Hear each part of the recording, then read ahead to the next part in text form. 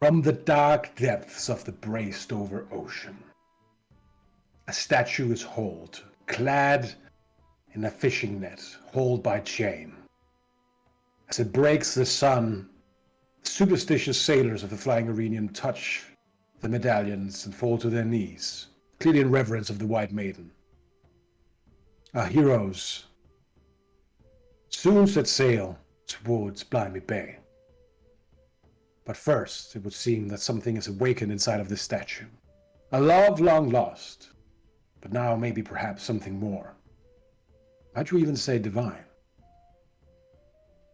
Noggle, you identified the statue as was dragged down up from the abyss. Uh-oh. Let's try to help. And it spoke to you. But now it asks you, who are you?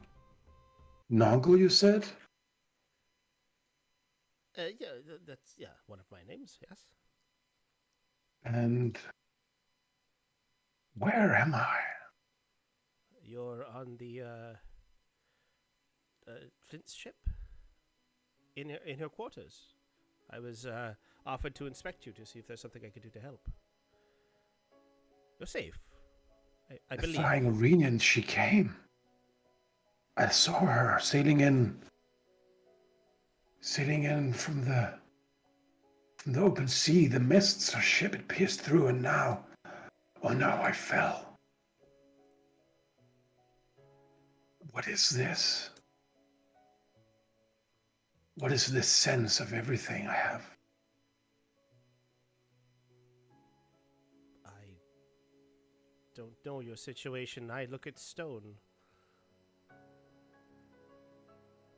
You look at the pearl that like lights up with this shining light as it talks to you. I have been trapped. Tell me what happened to me. This is second knowledge. I wasn't there when anything happened, but Flint said that you walked off some plank and sunk into the ship, and there you met a powerful undersea creature that possibly turned you into this figurine as a sacrifice or something. I'm not Then sure. why do I hear all those voices? I can't answer that for you. So many people calling out in hope and fear. Give me time. I'll see if I can answer your questions for you. But And you say my love's here? the Flint is here. She's on this ship.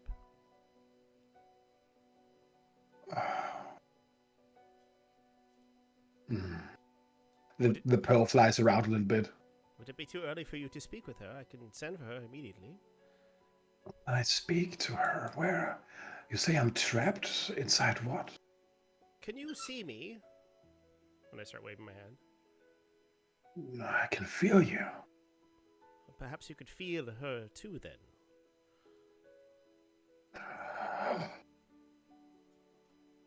You feel like the temperature dropping?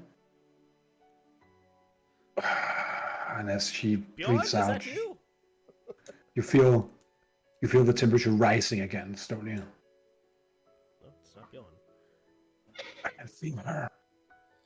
I can feel the fear in her heart and the doubt that she expresses to what she must now become. And I have also to come to terms with what I am. No longer I am Celestine. I hear another name. They call me the White Maiden. The White Maiden? The Lady of the Mists. But why? Why do they call me this, Noggle? I have no idea. I'm not familiar with the White Maiden or Lady of the Mist besides you saying those words now. I'm just here to try to bring you back to a more malleable form. You definitely heard that after she was dunked into the sea, like she became a myth and people kind of began to see her some kind of like because she led Flint into Blimey Bay through the mists, that she was some kind of navigator and she's become some kind of superstitious idol, maybe. Yeah, Nongo won't let in that he believes that. All right, he, sure. he wants to turn the statue back into a person so Flint can be with his loved one again. That's his goal. And yeah. All right, cool. Just so we are on the same side. Yeah, thanks. Yes, I would like to see her. Speak to her. A moment then. But I am afraid that in this form, I cannot do much. Well, I'll see if I can change you from this form, but it might take me some time. I'll send for her, you speak with her, and I'll come back and see if I can fix you at a different time. Noggle, I do not think you understand. Not yet. Here where I am, I have somehow been incubated. Incubated, you say? Turned into something. I feel my soul is aware, like a third eye opening, like a new reality at my feet. That's not you. You're here in front of me right now. I see you. What do you see, Noggle? I see your hair flying up in the air like you've just been dropped into the water. And I see your loved one asking for you. Whatever you are is a facade. Come back. Come back to Flint. And if you see me with what is on the inside, what do you see then? I don't look on the inside. I see you under some sort of magical effect, maybe a spell or a curse of some sort. I only wish to free you. I can't see or understand where you are right now. If you would like me to leave you be... No, bring her to me. I will. And I feel... I'll throw a message spell. I sense the presence of something. Something dark, but also powerful. Perhaps I'll send for more. Something... I'll send a message to Flint and say, can you gather the rest of the party and bring them down to your chambers? It involves Celestine. Quickly now. Yeah, guys, Flint gathers you up. And tells you that there's something with Celestine and we should all go to the quarters. Well, okay. I'll be right there. I'm going to close the door back to my thing open, wipe the small amount of green blood that's for some reason coming out of my nose all of a sudden. I'm going to cast Intellect Fortress on myself. Now. Okay. Before I go in. And I will probably fabricate it that I'm the last person to enter. Okay. I'm not particularly infused about going in there. Probably a bit of an awkward moment at the end because Talking is also hesitating at the door, like, is there something weird about this statue? I didn't really... Are you telling them anything before they enter, Noggle? I just send Flint to get them, that's all. And then I'll continue if Celestine wants to say anything. Sure. I'll let her know that I have some allies that are going to come down and see you as well. Well, they'll see you, you can sense them, hopefully. And perhaps we can figure something out. If I kind of bump into Torgan because we're both kind of hanging back on the way past towards it, I'll just go. Oh, and Ost, your blade is definitely going nuts right now. I'll just kind of talk to him and just go. Awfully noisy, isn't it? Yeah, I'm not particularly fond of it. Would it be rude to just stand outside, or do you want to go in? We should go in, but this is going to sound strange, but keep an eye on me. You're right, that does sound strange, but sure. Well, I'd say after you, but I get a feeling you're as reticent as I, so... Someone's gotta do it. Why not? When the rest of you get in, you see the statue now dry in the quarters, maybe almost 2.5 meters tall, around 6 feet, I would say, maybe a bit less than that. Probably, I don't know, 3 meters. With the hair, yeah, a little over 6. With the hair.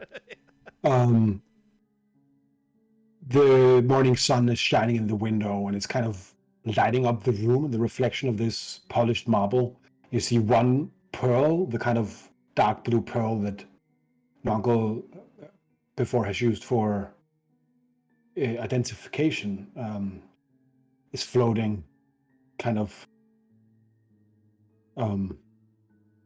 It seems like you see Captain Flint is touching it, and it seems like it lights up periodically, but irregularly. Sorry, Captain Flint's touching the pearl? No, she's touching the statue. Okay, I'll quickly tell Flint what I and the rest of the party what. Well, I assume. Yeah. All right, so Noggle brings you up to speed,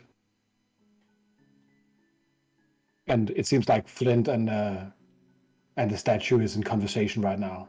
So you have a moment for yourselves if you want it. So now you're bringing people back alive by yourself? Very impressive, Nongle. Very impressive. Well, I didn't think she meant any harm. That's a loved one of Flint, right? And you're all close by. We're on a ship. Oh yeah, but before you needed a whole party of people to bring me back, and now you do it by yourself?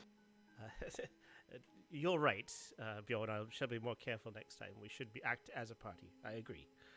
Oh, Did you get wiser when you were resurrected from hell? Oh, I was just saying you're getting more powerful. Well, as are you, and much more intelligent as well, I must say. Kudos. Just lay off the clam nog. I don't mean to point out the obvious, but that's still a statue. What do you mean bringing people back?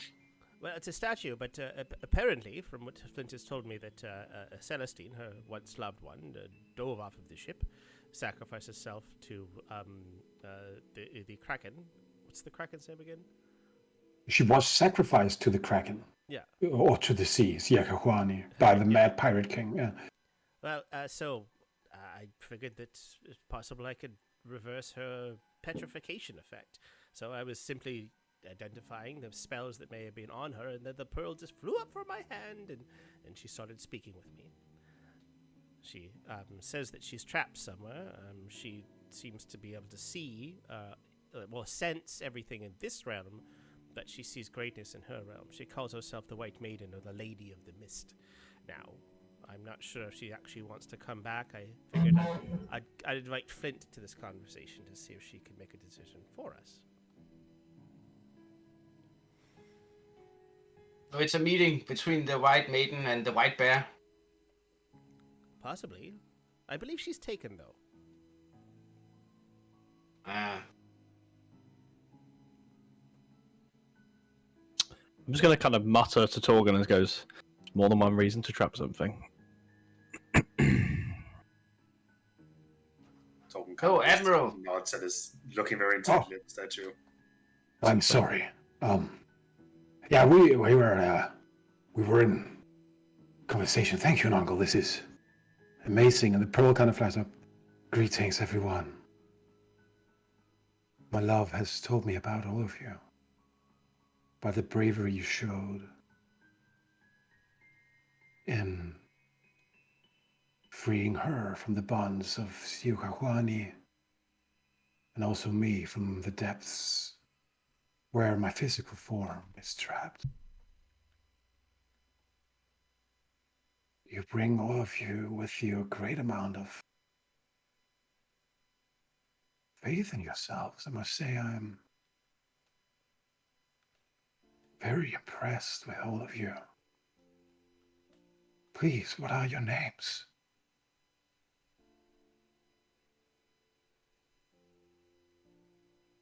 You kind of stand by a little bit. This is Are we Host. talking to a statue right now? No, the statue's talking to us, and we're responding. This is Host, Torgin, Bjorn, and Theus. And you know me as Nongle. Hello. And that's Nibbles. He's my chicken. What,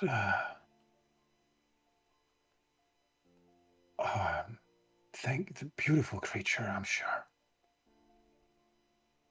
How can I ever thank you for raising me from the depths? We have a few things on our wish list. So, Perhaps we should offer to bring you out of your state. I am not sure you're able to, I think. Something has happened to me. My soul has been transformed. Well, we are in the soul-freeing business. Yes, I heard. I heard you went to the underworld and back. I wish you could see where I am. Beautiful calm seas as far as the eye can see. Coral reefs. Colors that the eyes can only imagine. Can I make an insight check? Yeah, go ahead.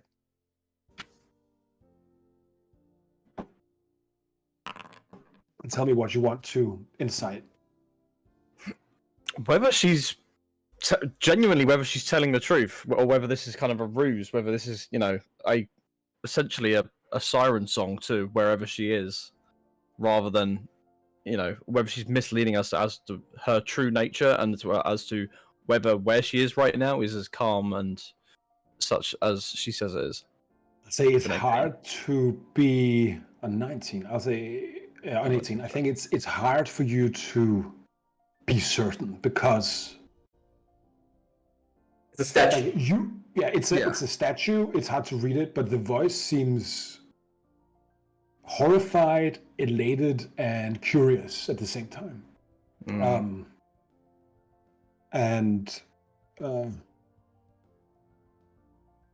You think that this thing might speak what it believes to be the truth, but still might not have a complete understanding.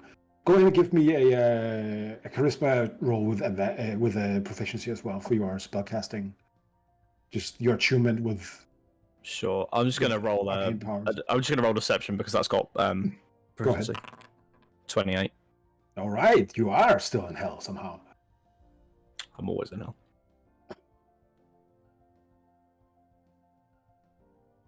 This is like whatever's trapped inside that thing. That statue is not a person anymore. Or at least not. It might be an individual. I'm going to reply to what she just said in Celestial and just say, I'm sure we'll talk face to face at soon. And as the pearl answers you, anyone who doesn't speak Celestial just hears basically a siren song or like a choir of angels. You are the one who carries that energy I am feeling. When your mouth opens, I hear both hope and fear, darkness, death, but also life. Likewise. I would very much like to see you face to face as well. You were the one they called Oust. The rest of you just hear this song, basically. Then let's talk. I'll go switch back to common for that. And unless anybody wants to do anything straight away, I'm going to cast Contact of a Plane. Centered on the statue itself. Now I have to figure out what that does. All right. Just remember the ship's under a private sanctum right now, right? So the levitator is. No, I put it on the main ship because that's what we're taking, right? Yeah, but the main ship is more than 100 feet in each direction. Oh, I would have. How big is it? I would say the 100 feet. Yeah, it's probably.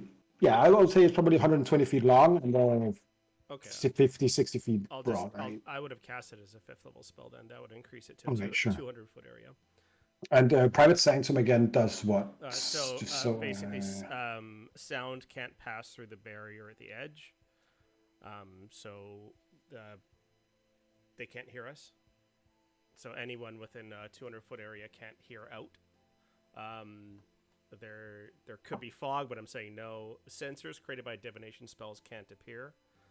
Creatures in the area can't be targeted by divination spells. Nothing can teleport into or out of the warded area, and planar travel is blocked. So it would immediately fail. Well, No, no, 'cause it doesn't. Yeah, it's how you consider it. Technically, the spell says it wouldn't be blocked because you're communicating outside what you're allowed to do. As you try to create a connection to wherever this being also is, you kind of, you see the green kind of dust. Everybody hears like the shard just going, as it seems like a tear in reality briefly kind of splits. You're blinded by like white and green light for a second, and then you see a ghostly figure like floating, like almost superimposed on the statue of a woman underwater, her hair floating in the space around you. The same with her garb, fair, almost white, pale skin, and then just completely like beautiful light blue eyes staring at you. The pearl kind of in her mouth, and as she opens it to speak with you, all right. And as she opens it to speak with you, the pearl lights up. Oh.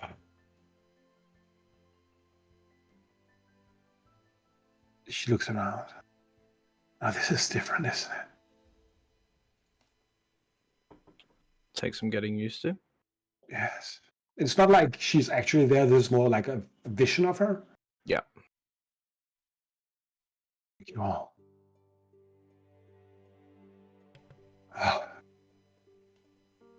What? I'm still pondering the implications of my existence in this way, but I sense a lot of fear in all of you, or at least doubt or mistrust. We've given trust to people before, and it's not turned out too well. I see. And in the spirit of full disclosure, there's something in my head which is telling me to feed, or telling me to feed something. All right. I'm fighting it. I thank you for your candor. What is the thing you bear upon your person? Well, you've heard it. It's the voices. Multiple.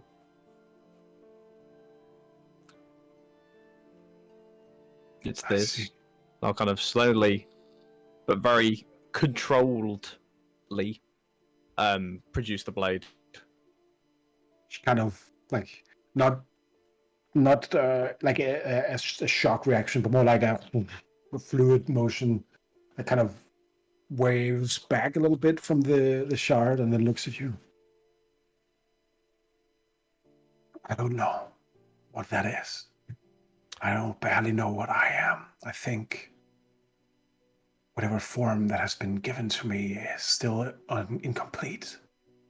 And I think I'm still very not completely made. I'm not born yet, if that makes sense. Still caught in whatever place in between this is. I thank you for You're in a primordial sparing me. I would guess. And I'm going to say this all in Celestial as well, because I feel like it. Your being has been manifested by the semblance of worship that these sailors place upon you now. I'd imagined you'd only grow stronger with more. At a guess. Perhaps. But I agree, I think your original form is long gone. He looks down at a Evelyn, I'm sorry, my love. I wish I had 1,000 lifetimes to share with you. But I think he's right.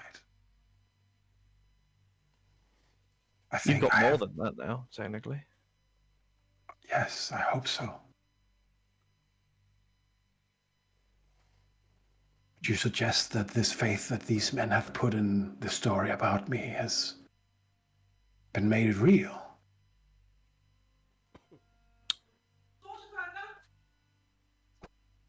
Awful lot of power in a story. We're chasing stories. I see. I'm chasing this. Wow. This is What our a- story. What a beautiful story it is. The woman who loved his lover but left the sea. And now those two loves have become one. I feel a domain. I think I can make it mine, but I'm not sure how. I think if I want to become something else, I need to break free from whatever tethers me to this prison, the statue.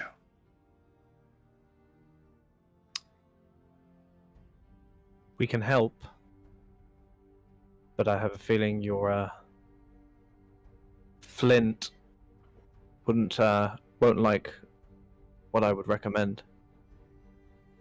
She'll What need would you to recommend then, Master Host? sunder the statue that binds you,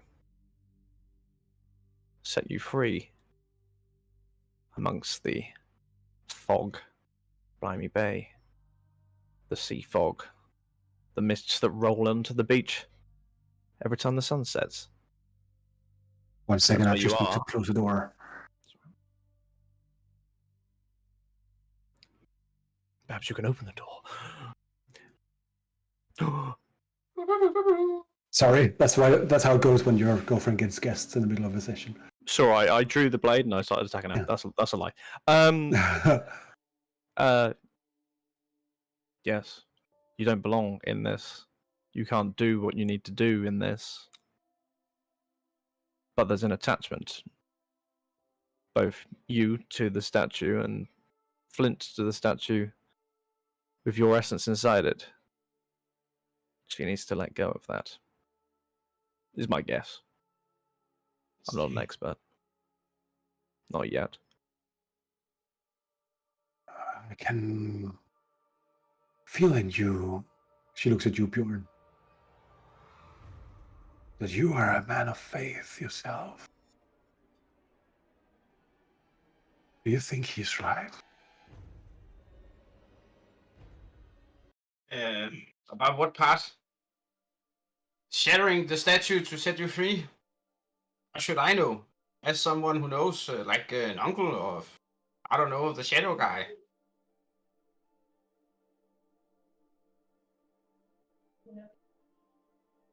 He looks like at the two of you.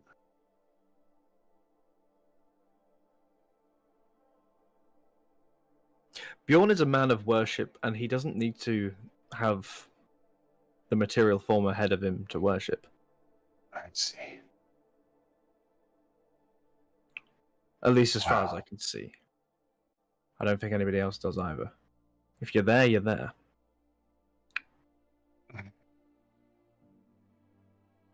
I think. What do you think, Noggle? You have your magic connected me to you.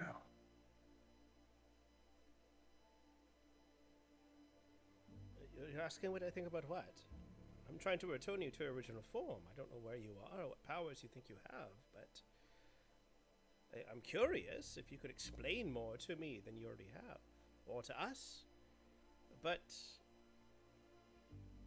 you seem to have a connection somehow with my friend Ostia, and I will go by his word.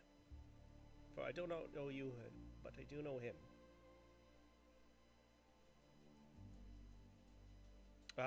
Would Nongle see that Torgan is possibly disturbed by the statue as well?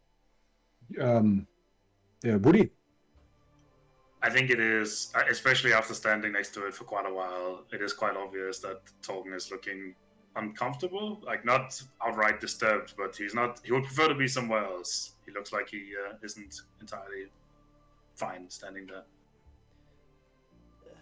Lady of the Mist, White Maiden, whatever this afterlife has named you, we have questions that I'm not sure if you can answer, but you did mention an offering. Maybe that would help us make some sort of decision. Let's see. What do you mean with offering? You said, what could you do for us? Or what could you do for us? Yes. So what can you do for us? And perhaps we can draw more conclusions and take some time to actually answer this riddle that you speak. I feel loose threads of knowledge and power swimming like fish around me, like gentle strands of seaweed caressing my feet as I walk towards the shore. But I cannot connect it, I think. I think the only thing that can bring me back together is something of the same force of power that set me in this form. You seem like powerful individuals with So magic. should we get another Kraken? I'm out of ideas, guys. I don't really know. Apparently the one that possibly captured you we've already defeated. I will say Noggle, and I'll say Oust as well. Go ahead and give me a religion check. Oust, you can use your investigation roll instead. 31. Sure. 26. It's like 3 18s in a row, Alex. Damn. I know. Don't talk about it. It might go away. Actually, I think this actually might be a nat 20. Let me just check my abilities here.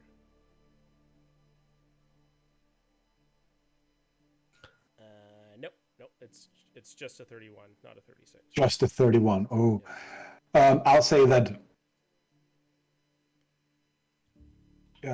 both of you get the feeling that she was basically put in a place where her consciousness existed in between worlds, and somehow that allowed her, through the worship of these people, to slowly manifest some kind of divinity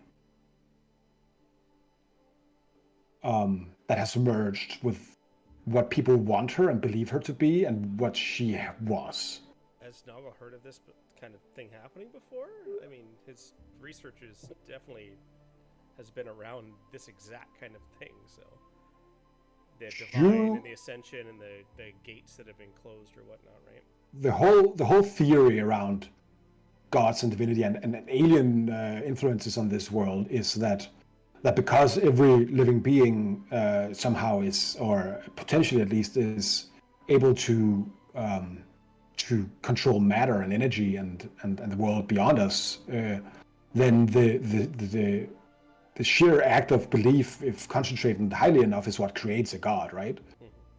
Or that at least, like, that could be one explanation to very difficult phenomenon to actually describe accurately. So in this case, Nongle, you would say that a sufficiently strong kind of surge of not arcane, but more existential, divine, more that sort of magic might actually bring her to life or bring her to fruition. You don't think if her mind has been under this kind of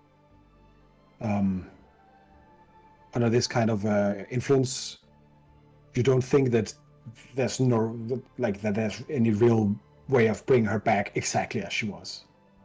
Okay, I want to try to get a glimpse into where she is.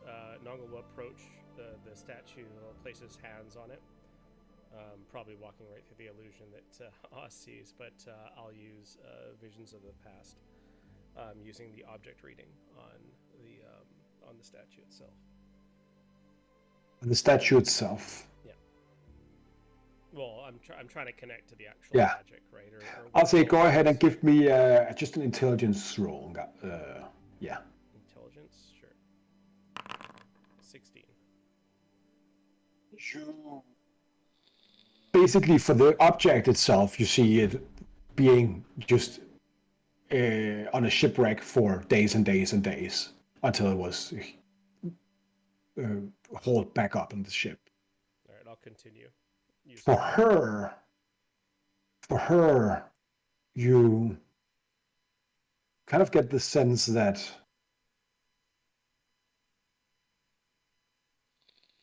the time becomes meaningless of the kind of incubation that her soul has been through or is going through right now. So trying to connect to her is time doesn't really have a significance where she is. No. All right. I'll speak to Os, but enough so everyone can hear, especially Torgen, about what my findings are. And I'll say, you get the same kind of gist, but in a more primal way. Yeah. That this thing is not dead, it's not alive, but it can be brought back with enough power. Well, I totally understand now. Do you? Okay. Insight. Yes, sure. As you said, being dead for some time, you obtain quite some wisdom. So the place you are describing, sounds to me like a place I actually been before. With Oust, a place without time, a weird, a place where things exist that only has spiritual meaning. In the conflux, Oust, that was a place. Maybe you can bring her there, and she can tend to my tree. That would be awesome because it might be dead by now. Or I have another idea. Lady of the Mist, and the man clouded in shadow, carrying a magical honeycomb within something to conjure forth. Maybe she can join in the honeycomb and be transported in there. Uncle, you told us about that weird temple with the many cats and pillars. I didn't really understand it fully, but that also sounds like a place of mystery, or our favorite wonderland. So many places to visit. Maybe the White Maiden could be kind of the main act in Pandora Land. These are all fantastic suggestions, Bjorn. I feel more Celestine, the White confused than Maiden. before we started. Celestine, the White Maiden. Would you like to be relocated, or would that even be possible? And you've yet to tell us your capabilities and what you can offer us. I told you that I feel strands of power and knowledge that are not yet within my reach. Then let's try and connect the strands. And I am going to start just singularly kind of focusing. 1 second, if you don't mind. And she turns towards Flint. Can we all And see she this, kind of right? her, Can we all yeah, see this? and Okay. yeah, and her ghostly form like kind of takes her hands and says, "My love, if you are fine with this, I would like to see where this goes. I cannot bear to be imprisoned outside of time any longer." Flynn kind of nods. "Aye, my love. If you think it best, I will follow you to my grave." And she looks up at you, Noggle, and asks, "Do what you must." Yes. We need to move her from a place outside of time to a place where time is Yeah, but you all also at know once. like your a jolt of energy, like Frankenstein, basically getting hit by lightning. That's the kind of idea you have, right? A sufficiently strong surge of power would connect the strands, basically. Lightning would? Well, Maybe lightning. it had to be It- non-arcane, right? Or Yeah, it would have to be that's basically of divine or eldritch origin, is what I'm saying. I'm not going to pretend that I understand much of anything that's going on here, but I will say that if she's been imprisoned like this for years, I think if you can do anything to untether her, that would be the only right thing to do. You're right. Then we'll need to break the tethers. As I'm saying that, I'm gonna slowly begin to manifest crown around my head. Perhaps we should move her outside of the ship first, so we have more of an area to. We're in a small room here. Let's take her outside. Bjorn, would you mind? Yeah, sure. I pick up the statue. Yeah, of course you do. There's like several 100-kilo statue just. All right, it's leg day, I guess, and you're just carrying it outside. Nibbles runs under the statue and is like, trying to keep it up with his beak. He's helping too, so. All right, you can advance it on your. This stone is too big for you, little fella. He pecks at you. You all go outside with this statue.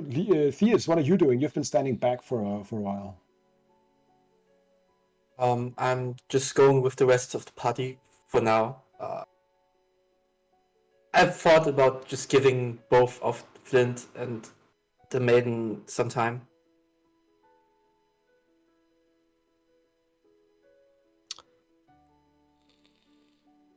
Yes, it is placed upon the quarterdeck. You see all the sailors kind of stop to look what you're doing. Like they're giving you a lot of space to work in. As Bjorn puts down the statue.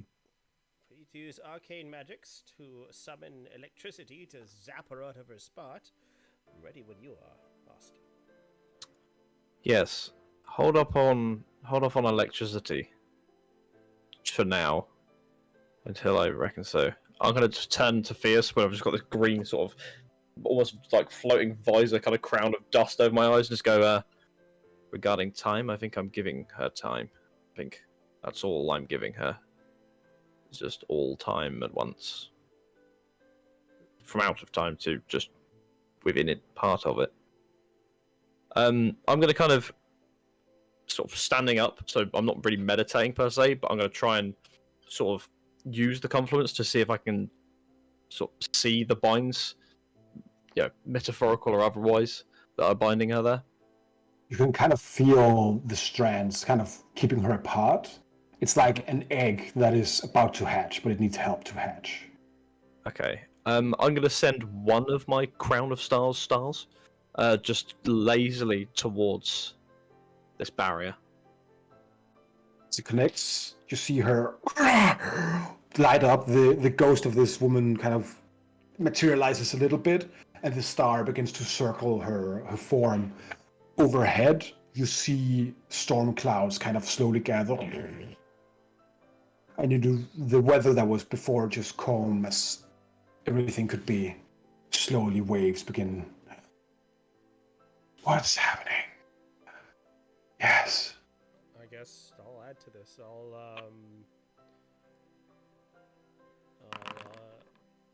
You're kidding me. Really? A 1, a 2, and a 1? Wow. Well, that was bonus action. So. But Nongle, I will also remind you that you know that arcane magic will not help you here. Divine magic will help you. Divine magic? Well, I can't harm with divine magic. Well, maybe you're not supposed to harm. As we're doing this, I'm going to kind of turn to Flint as well and just go. I'll cast a 6th level heal then. Ooh, that might work. Before that, oust, yeah. I'm just gonna sort of gesture to Flint and just say, gather the rest of the crew. This might be the most important piece of worship you ever do. Just kind of imply to them that I want them to do exactly the same thing they did when this was put on board. You begin to you see how she begins to get get a crew members over, like they are tying down the ropes and they're kind of securing the ship as they are looking at this.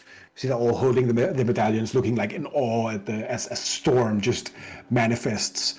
Nongo, you concentrate hang on, yeah. before you said that it's divine magic. It's not necessarily like the amount of healing we do or whatever, right? No, So it's the type of spell. Yeah. Well, No, I'm looking for like a ritual thing, right? So what spell do you do, and in which way are you applying it to this being, right? So you're allowed to be creative here. It's not a mechanical issue as much as it's a narrative one. Does that make sense? Yeah. So I'd rather use a word of recall then, but I want to use it to kind of like instead of transporting 5 willing creatures or whatever, I know that I know this spell, or at least I assume this spell is some sort of sanctuary for myself. I want to kind of give her that sanctuary as well.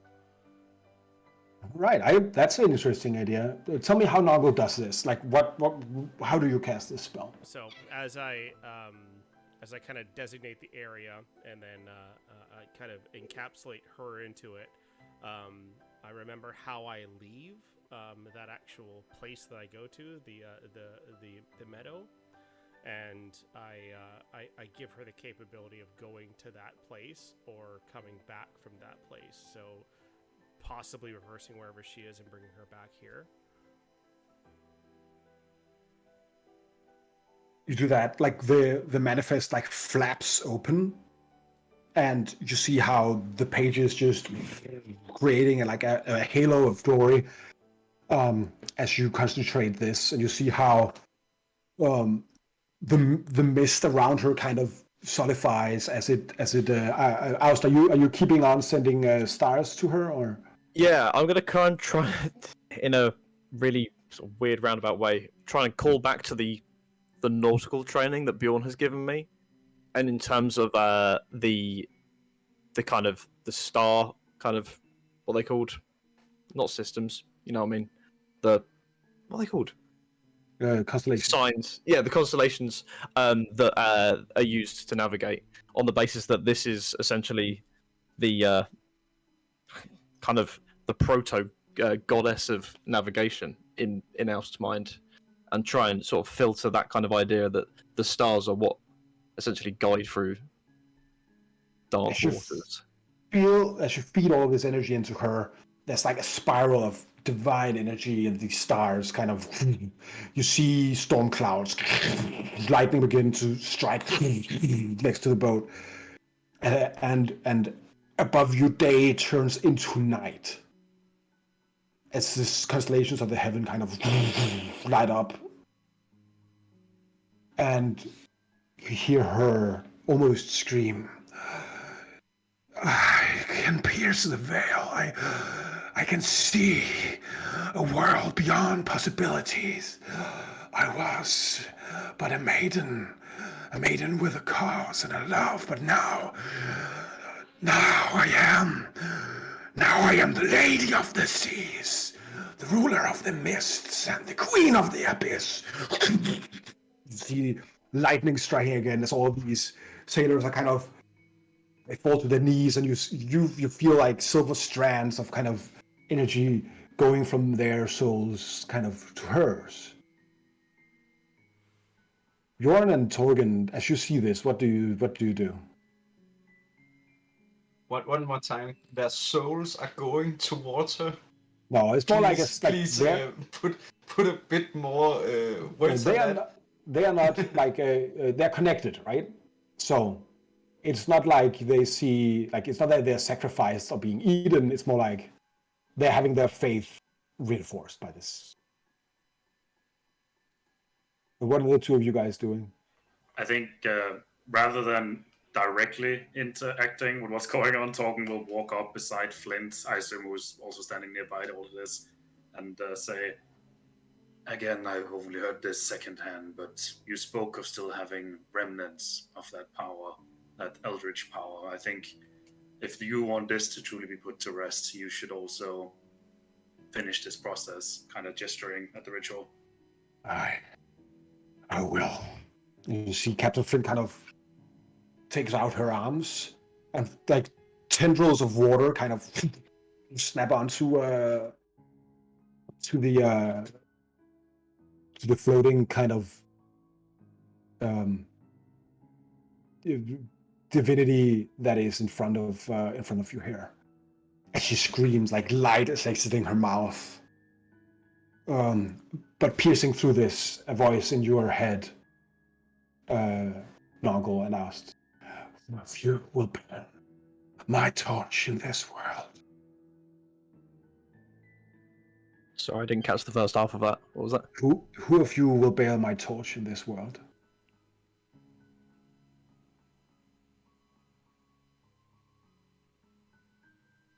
Any ejections asked?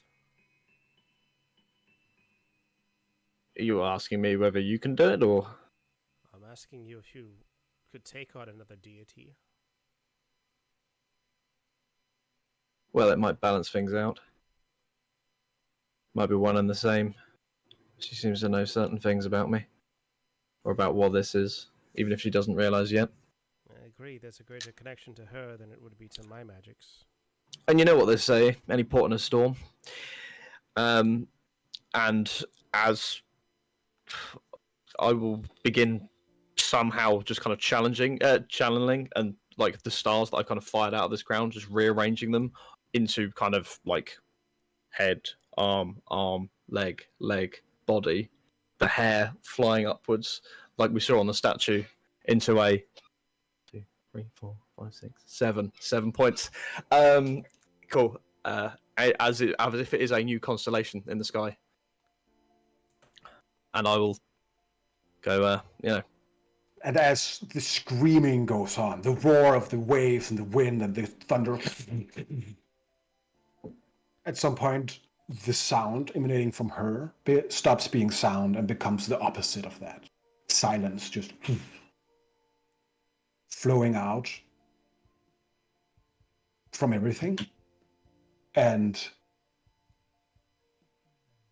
lightning going down slow motion, another one connecting to it, a third one hitting her, and from the strands of magic connecting you to this form, traveling through that and hitting you. Blinding light. Thank you. You have freed me. I will repay this debt to me. And when you open your eyes, the dust is settling.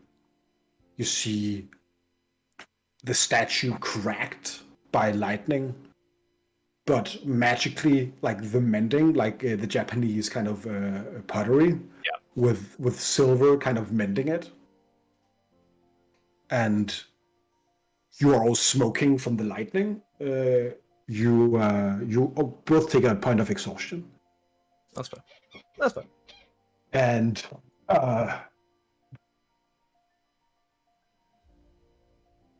Sorry, we both get a point of exhaustion? yeah. Okay. And in front of the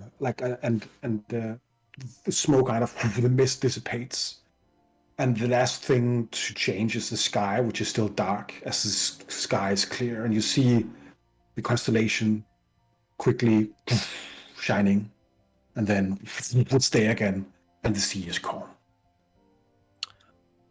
Just geographically, how far out are we from this killer mist that kind of floods Blimey Bay right now at this point? Around a day. Okay. All right. Awfully good place for a lighthouse. I mean, I don't mean to sound insensitive, but do I get my pearl back? Yeah. It falls. Okay, cool. Priorities in order. Let's There's a see pearl here. shop every session, right? I need that so we can identify our magical items. Right. I am fiddling around with your sheet, Alex. Oh no. Give me a second. What have I done? Whoa. Do I need to have my sheet closed to its update? Anything that Roar does, Alex, we could definitely fix. No, just we just have to kill you, and then you roll up another Oh, yeah, that's character, true, that's true. right? So- Yeah. And loot your items. And then take, Simple. hey, who wants this fancy sword? Oh, I At need the a mo- weapon. At the moment, I'm an animal sanctuary for lost deities, so We're just gonna give you all the divine power. Just keep cramming you full of it until you turn into like this ball of light. hey, I've got Hades' business card, so All right. So go ahead and check. Let's see. Go ahead and check your. First of all, the tell of your spells. oh, oh, shit, very nice. Can you tell everybody watching what you're getting? Yes, I have a new Arcanum, which is called Lightning. And then look at your features now. And I have the Destructive Raft Divine Channel Divinity from Tempest Cleric. So that's fun. And I'll also say that you That have is access very to all the Tempest Cleric spells if you want to. as well. Shit. Awesome. Like he could pick those at level up, or he has those He- prepared. Level up. I think it was. I'll say you can change out You can Okay. swap out with your the- known spells. Yeah, and you have Call Lightning once a day because why not? Dipping your toes in all the divine Yeah. pies. That's the I know. The Arcanum's call lightning once a day. Yeah. Okay, that spell is fucking sick. Like Yeah, literally, that's really good. It's an amazing spell, especially when you upcast it as a warlock at 5th level, and it's in a storm. It's amazing. 60 And 10 I'm going points of to every- damage willy nilly per round. It's great. Love And it. I'll Immigrant go- still gets to play every time you do it now as well. Noggle, you can choose. I will say 4 spells of the Tempest Cleric domain spells as well. Okay, I gotta find those. Yeah. So as the dust settles, you all feel this kind of connection to whatever just happened on a spiritual level. And the sea is calm. And you see as Flint rises, she's wearing like her uniform is white with like gold lace instead of her old red and blue uniform. What? Oh, I thought you were actually hacking. What in tarnation just happened? System change. I think we've just birthed a god. Sorry, real quick, Roar. These are in my spellbook now. You can choose 4 of them to put in your spell. Yeah, 4 in the book. spell. Okay, thank you. Yeah, yeah, basically. Or at least hatched them. And all of the Either way. sailors are, of course, kind of blown away by all of this that just happened, and they're like on their knees. Either way, she's not in your statue now, I'm afraid. But the good Aye. news is she's literally everywhere else. Yes, I was about to say, based on the wardrobe change, it seems that you might be one of the first new followers, clerics, whatever the term would be for this Aye. new being. Acolytes. I think I can feel her inside of me somehow. She like touches the marble coin on her. Thank you for what you did. 2 souls in as many days. That is amazing. Isn't it? Well, you're welcome. I don't know what happened, but this might be how the tide is rolling in.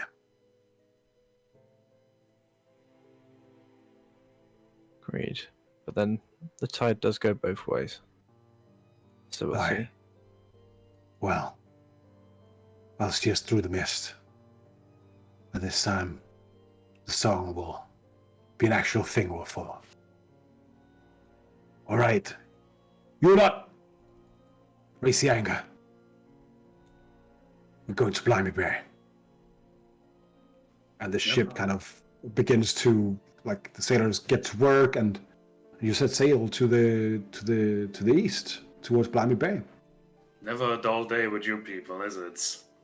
My God. That's an understatement. Apparently not. God, I don't really smell like burnt air. Just ozone, yeah. Yeah, just ozone. But I thought, would Else have a concept of ozone? No. It was like, no. Yeah, this happened. You all. Yeah, I don't know. You're on the deck after this. What are you guys saying to each other? Well, I'm if a this little is tired. not the if this is not the way to get the rivers flowing in hell, creating new religions on the spot, I don't know what is. I was The about man to who say, had doubts in his heart about us achieving our goals and not meeting the deal to Hades, he can really rethink that thought again. I mean, I was about to say, I honestly thought we were just gonna have 10 years of enjoyment and then back to the underworld, but I'm starting to think there might actually be a chance after this. You guys are a curious bunch. Yes. I'm a bit flabbergasted, I'll be quite honest. Don't really, I've met three gods in as many days. Don't, Does make sense. like, you must understand, a goddess of the sea. There is no goddess of the sea. There's a god of the sea. His name is Njord. I already talked about him. You remember the guy with the beautiful feet? Rings a bell. Oh, But okay. this I'll is- tell this it is- again. This It's is the okay. goddess of the sea. Yeah, you This is- remember we saw the statue in the temple. Yeah. The old sea god from my mythology. From up in the north. You see, there was this lady. Her father was killed by the guards, so she demanded retribution or at least tribute. So she wanted a husband, one of the guards, and all of the guards, they stood on a line, and they were all covered by cloth except their feet. So she had to choose her husband by feet, and she chose the most beautiful feet. And she thought that it would be Balder, the young and brave and immortal god. But she chose Njord because he walks the beaches. Oh, I even remember, Uncle, that you said that it was a very powerful story because taking care of your feet by going on the beach and washing yourself was a lesson to be learned by my people. It You takes don't recall at all? It takes the calluses off of your heels. Oh, Yeah, it rings a exactly. bell A now. rough skin taking a walk on the beach every now and then. Yeah. But you're rationalizing too much. Well, There's a god of the sea. His name is Njord, and this one, I don't know. Powerful spirit, baby. Perhaps a competition in the future. I think whatever just happened, there certainly was something divine about it. The Sailors most certainly important seem to think stuff so. is that now we have more allies. And that's what we need. It is. it's true, and I can't wait until the sky darkens and see if the constellation you created, Ost, is something that's permanent in the sky.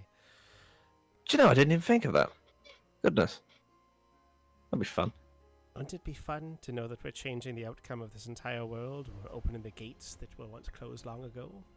Well, at least we're creating things rather than destroying them now. Well, we'll still destroy many things, I'm sure.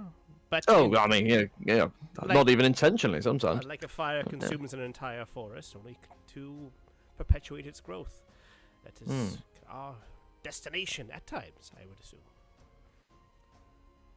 True.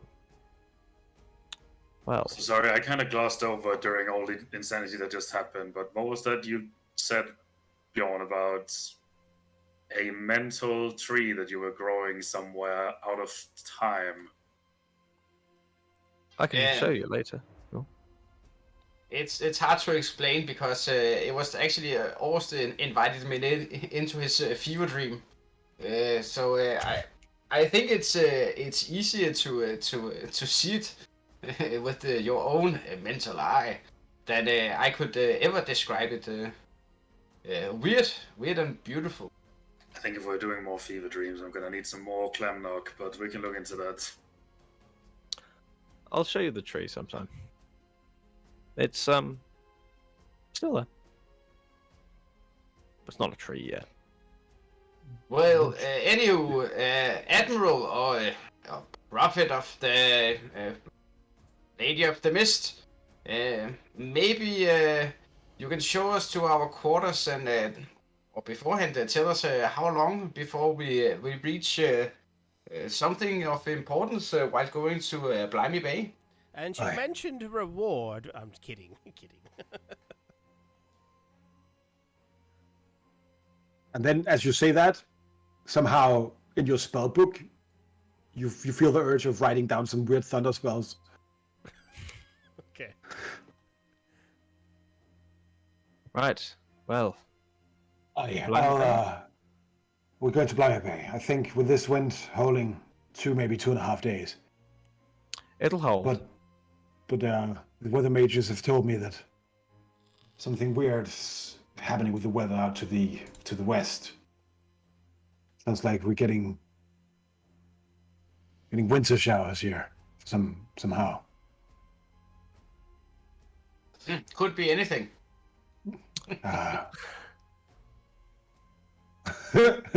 Al's just. Aye, we'll see. Well, We'll just see. just a strange weather and strange encounters. I feel that there's something looking down upon us, either hindering us or helping us. We need to sail on, though. Our quest awaits Aye. us. Well, I will have the bosun escort you to your quarters then, and I guess you have some days to relax. You begin to sail. Wind is keeping mostly quiet, but it picks up a little bit the next day, and it definitely feels a bit colder now than it was before. This is a tropical area, so it's still warm. It's still like shirtless warm if you want to, but it also begins to rain like more infrequently. So you begin to have like small irregular showers of very heavy rain. Yeah, go ahead and tell me what you guys want to spend the next 2 days on. Oh, downtime. Oh, what do I have for downtime? The door. Could you explain again how you do downtime? Because I vaguely Yes. remember hearing about it. I will remind you and everyone else. So basically, what you do is like every night that you have where you're not busy. So basically, if you have like, I'll say like a bit extra hours than 8. So if you have like 10 hours, or you're not doing anything important, or sleeping in hell or something, you get a downtime roll. If you have a whole day, you get 2 downtime rolls. You can do training. You can train to become proficient in a skill or a language, or get a proficiency. You can train again to become have expertise in a skill, or do other things like research, or as Noggle is doing, he is researching how to make a permanent dimension door. Yeah. Or the music, the doors. I don't know. Oh yeah, you could also just be like starting a band with this. Hello, darkness. And what you do is you roll. You basically roll the ability check until you reach 200 to get a proficiency, or 600 to get an expertise. Did we previously say that we could do feats as well? Yeah, you could also do feats. Just takes a hell of a lot longer to do a feat, takes or a- to takes train much an longer, yeah. expertise. The better it sounds, the longer it takes.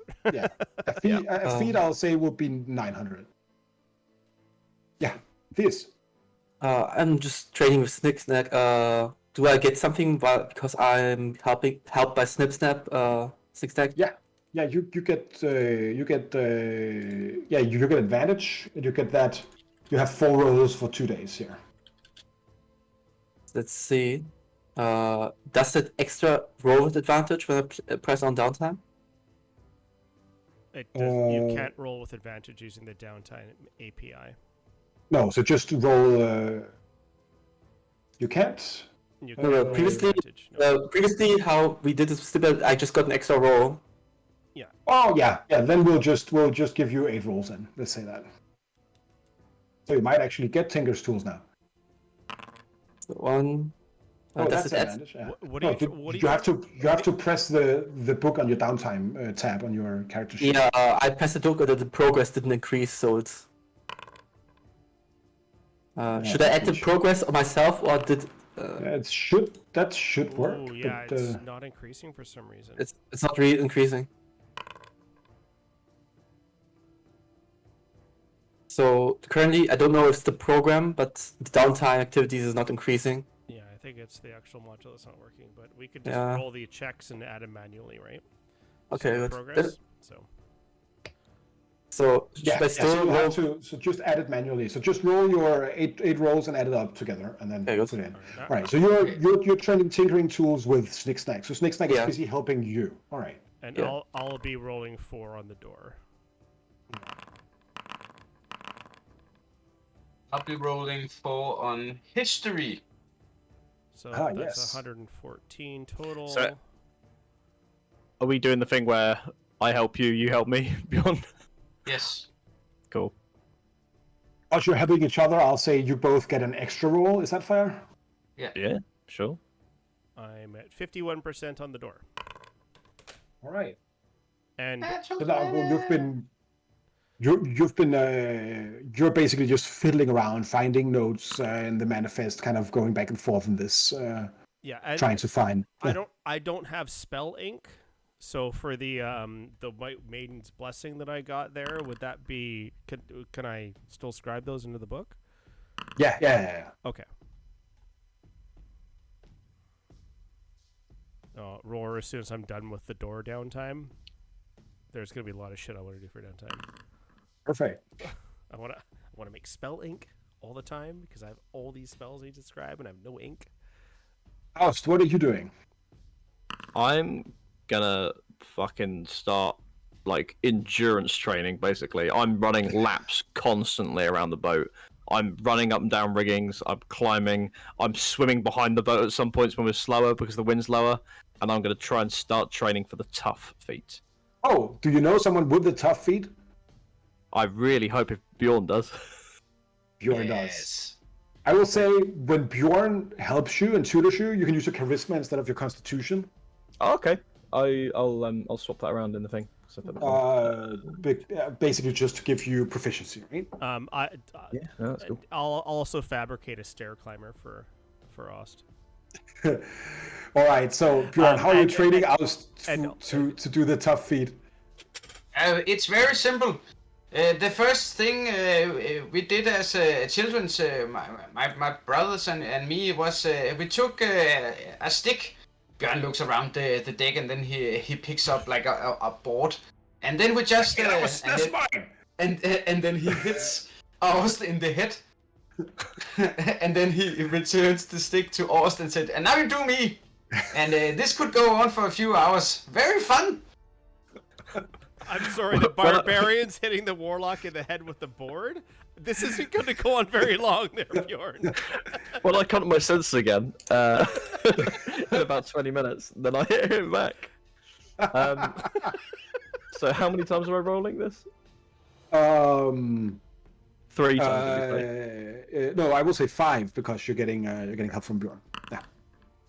But roll them all at once. If it doesn't automatically, then just add them up and right. we I'll go. figure out. That natural one is the first one. I forgot to hit the first time, straight on the chops. All right. Sorry, Roar. I will be upcasting at 5th level Private Sanctum every 24 hours to make sure that we are. You said there's a storm coming up in 2 days. Oh, it's more like the weather is changing because somehow the spring is becoming winter again. Okay. I will then. So for the next day, I still won't have the foggy area around it. But the day after I will. So as we're heading into that area, I want to have a fog penetrating around the actual ship that we have. What do you mean? So the barrier of the warded area appears dark and foggy, preventing vision, including dark vision through it. So they I see. Yeah, they can't see it. So if we're heading into a storm, they'll just see a storm coming. All right, got it. That's pretty metal. Yeah, sure.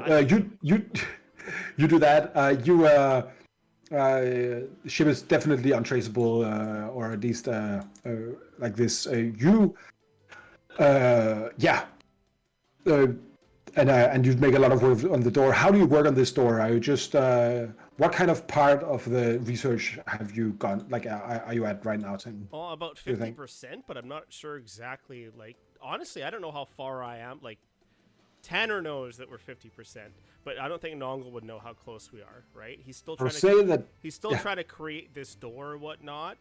It's getting somewhere, but it's so, like, I would assume the way Nongle would actually study magic is he studies the runes, and then when he's done studying the runes, he can cast the spell. In this case, he's writing his own runes. It's kind of like he's researching his own spell.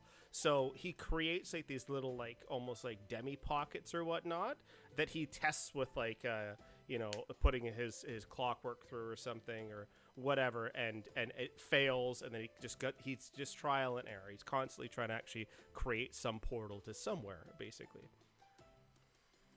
Beautiful. So right. he basically spends the next couple days failing multiple times. And Theus, you're just tinkering. Are you trying to build anything while you're learning this?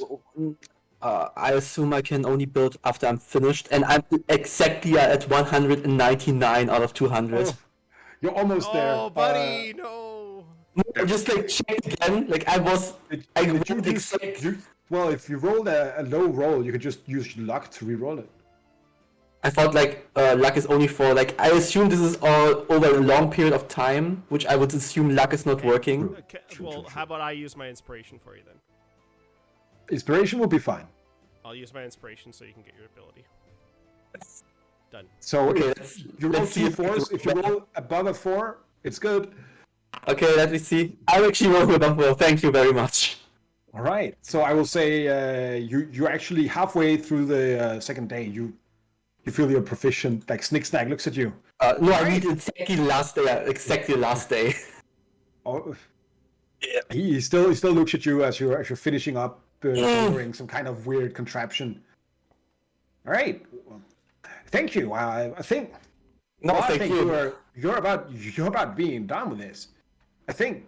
Well, I didn't teach you all I can, but I think you basically got the gist of doing these and the doodads and the soldering and the tinkering. It's good. Do you have like little just little metal pieces? Just Sure. to try like work. Sure, I have a whole bucket of splinters of metal if you want them. Yeah, sure. Like I like to work. You with just show a bottle of metal splinters.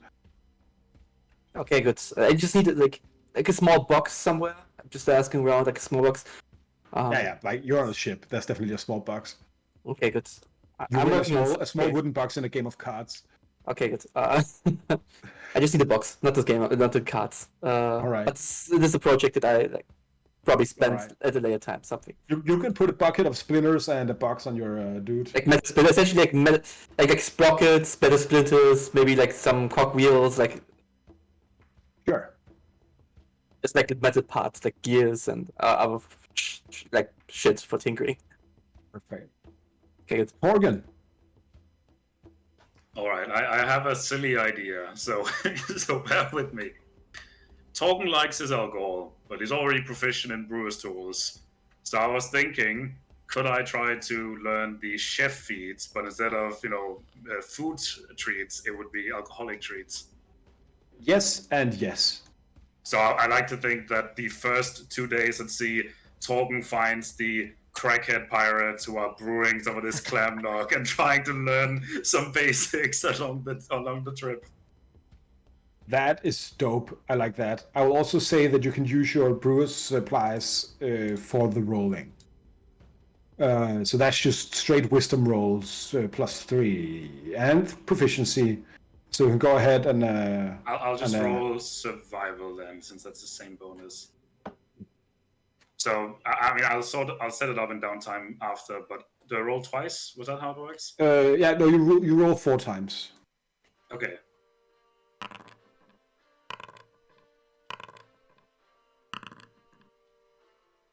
God, All right. 2.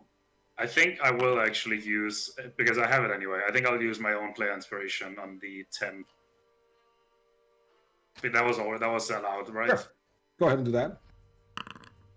All right, so some pretty good rolls. That's some pretty dope rolls, yeah.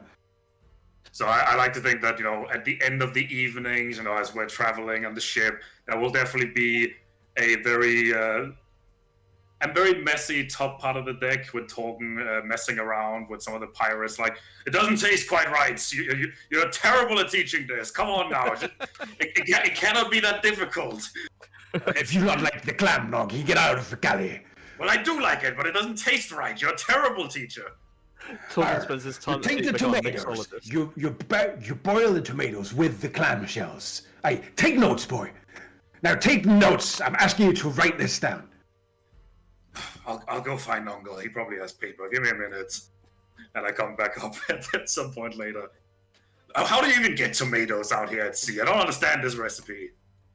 Look in there. That's the jungle, my lad. Nongle's throwing plenty of tomatoes in that fireballs jungle. Sky. Good lord. I thought this would be easy, but fine. I was just scribbling notes, just intently. You boil the tomato with the clam shells. Then, when you've done, you've reduced it to a stock of tomato juice with clamminess in it. Then you take the clam. Are you listening, boy? Yes, I am unfortunately still listening. Look, I am listening, okay? Just slow down. I'm not a fast writer. It's been 50 years, all right? It's been boiling for 7 hours, boy. Now, look at me. I've been a master of the clam nog for many, many decades.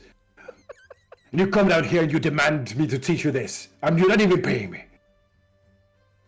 I feel like we've done enough for your captain already. Didn't you see what we did the other day? Come on now. This is small fry. Hey. Show me how it's done. My son died when he was 3, and now I guess I must pass the recipe on to you. Now write down this. 2 parts tomato to 2 parts clam and 1 part grog. That's it. And then there's the egg part. All right, you have to whisk the egg. You take the egg. Now crack the eggs. You have to separate the white from the... No, not the same thing in the whole bowl. Torben just fucks up and ends up making a meringue. It's just Oh, that's a beautiful souffle, but it's not a clam nog. Okay. Listen, we'll taste test with Bjorn. He seems to have a lot of experience with the stuff. I'm gonna get it right eventually. So, Bjorn, you just having some truly horrifying bad first attempts of clam nog. You are learning the arcane secrets of the clam nog from the chef aboard the Flying Orenian. Somehow he's getting really into it,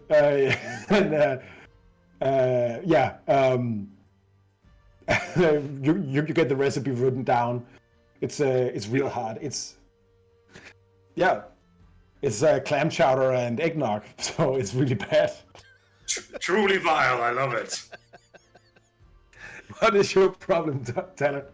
Nothing. I love it.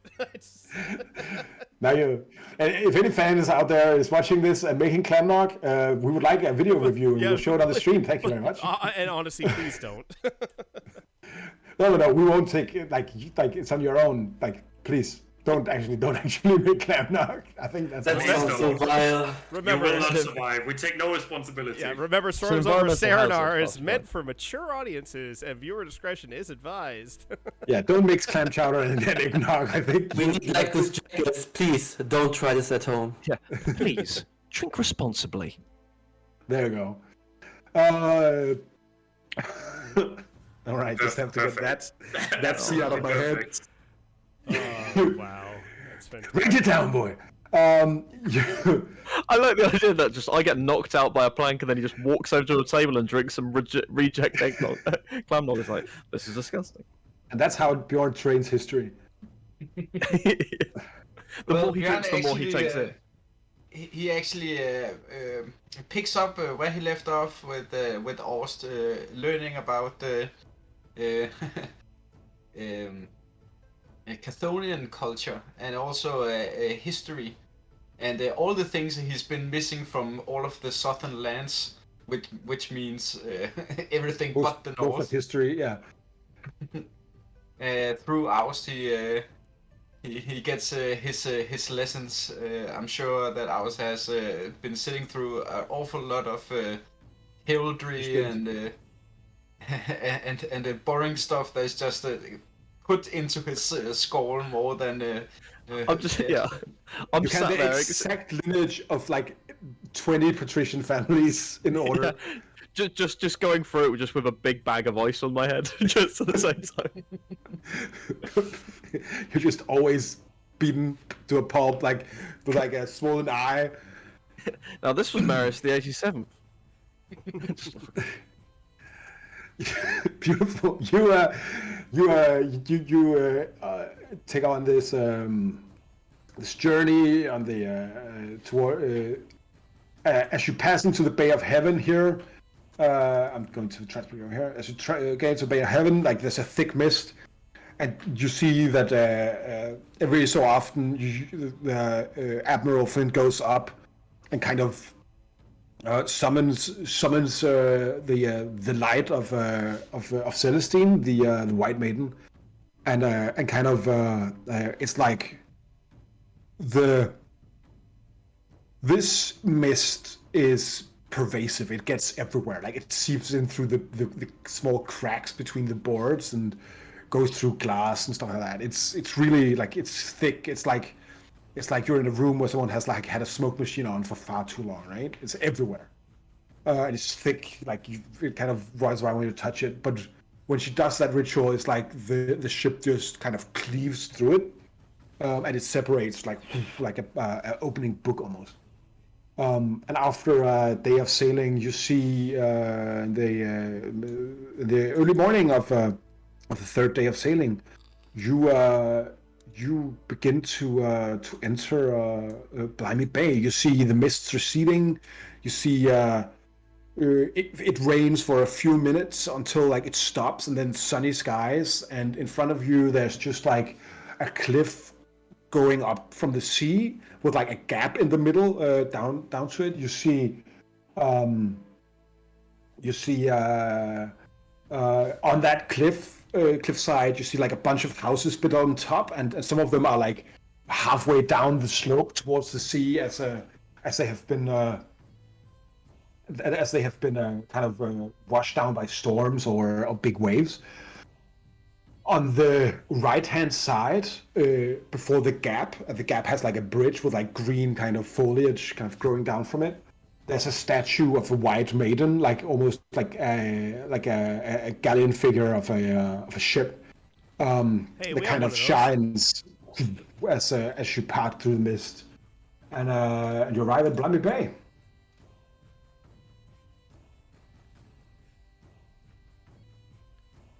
Pure darkness. We have no tokens that can see this map. I was born in the darkness. We are blinded by your darkness, dungeon. Better? We can now see. Oh, I know this map. My eyes Oh, now my eyes can finally see. All right. So as you like, the Flying Arenian is a famous ship, and it bears Captain Flint's flag, right?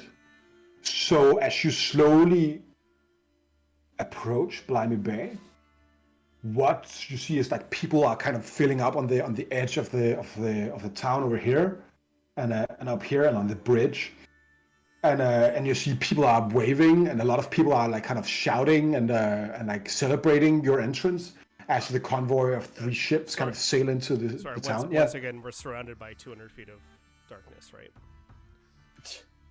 Are you sure?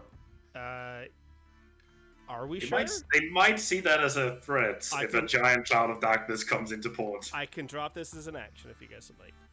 Yeah, like I don't think we I will should. say Nongo would probably know that a ball of darkness approaching a town full of pirates would probably not be a good Are we idea. still in the storm, or? No. You're getting Oh. out. Oh, if we're not in the storm anymore, I'll drop the private sanctum. You see a bunch of the people then greeting the ship as Captain Flint is Admiral Flint is kind of celebrated, and all the sailors are kind of waving, and you see a lot of people kind of flocking to the harbor as like when you sail through old Flint's teeth here. People like as you begin to take a starboard kind of turn down towards Shipyard Cove, you see children and people are kind of rushing from one side of the cliff top to another, streaming down to the harbor. Inside here, under the cliff, you see a huge wharf, which is like a bunch of ships being moored up, and like a deep water port actually inside of this bay. And you see a bunch of people kind of greeting Captain Flint as she sails into Blyer Bay. She looks back at who's standing close to her. I think Tolkien is very eager to get off the ship, like he's still yelling in the background at the pirate he's been training with, and he's like just storming off the ship. I haven't seen this port in 20 years, and I'm still like, go back here, write it down. No, look, maybe another time, okay? I have had enough. I am gone. And I guess I'm probably close as I'm getting off. Perfect. You kind of Captain Flint looks around, clearly befuddled by like the turnout of people. Her fame as like a pirate, like a legendary pirate captain, definitely gives her a lot of clout here. Her coming in, her completely white pirate dress, basically. You see people like taking out like white piece of cloth and hanging them from their windows and stuff like that. What do you guys do as you approach Shipyard Cove? And you can see and hear like it's just like people just all around the edges here. On this cliffside up here, it's a bit taller than the rest of the town. So this is like the low part, and up here it's a bit taller. You see a bunch of buildings built from like the pretty part of the aft castles of the ships, right? And there's like just a big ring of shipwrecks up here, and behind that is a humongous conch shell in orange and green and blue up here. Nongo immediately regrets casting spells that would help him on water travel as we're approaching land. He's like, damn it!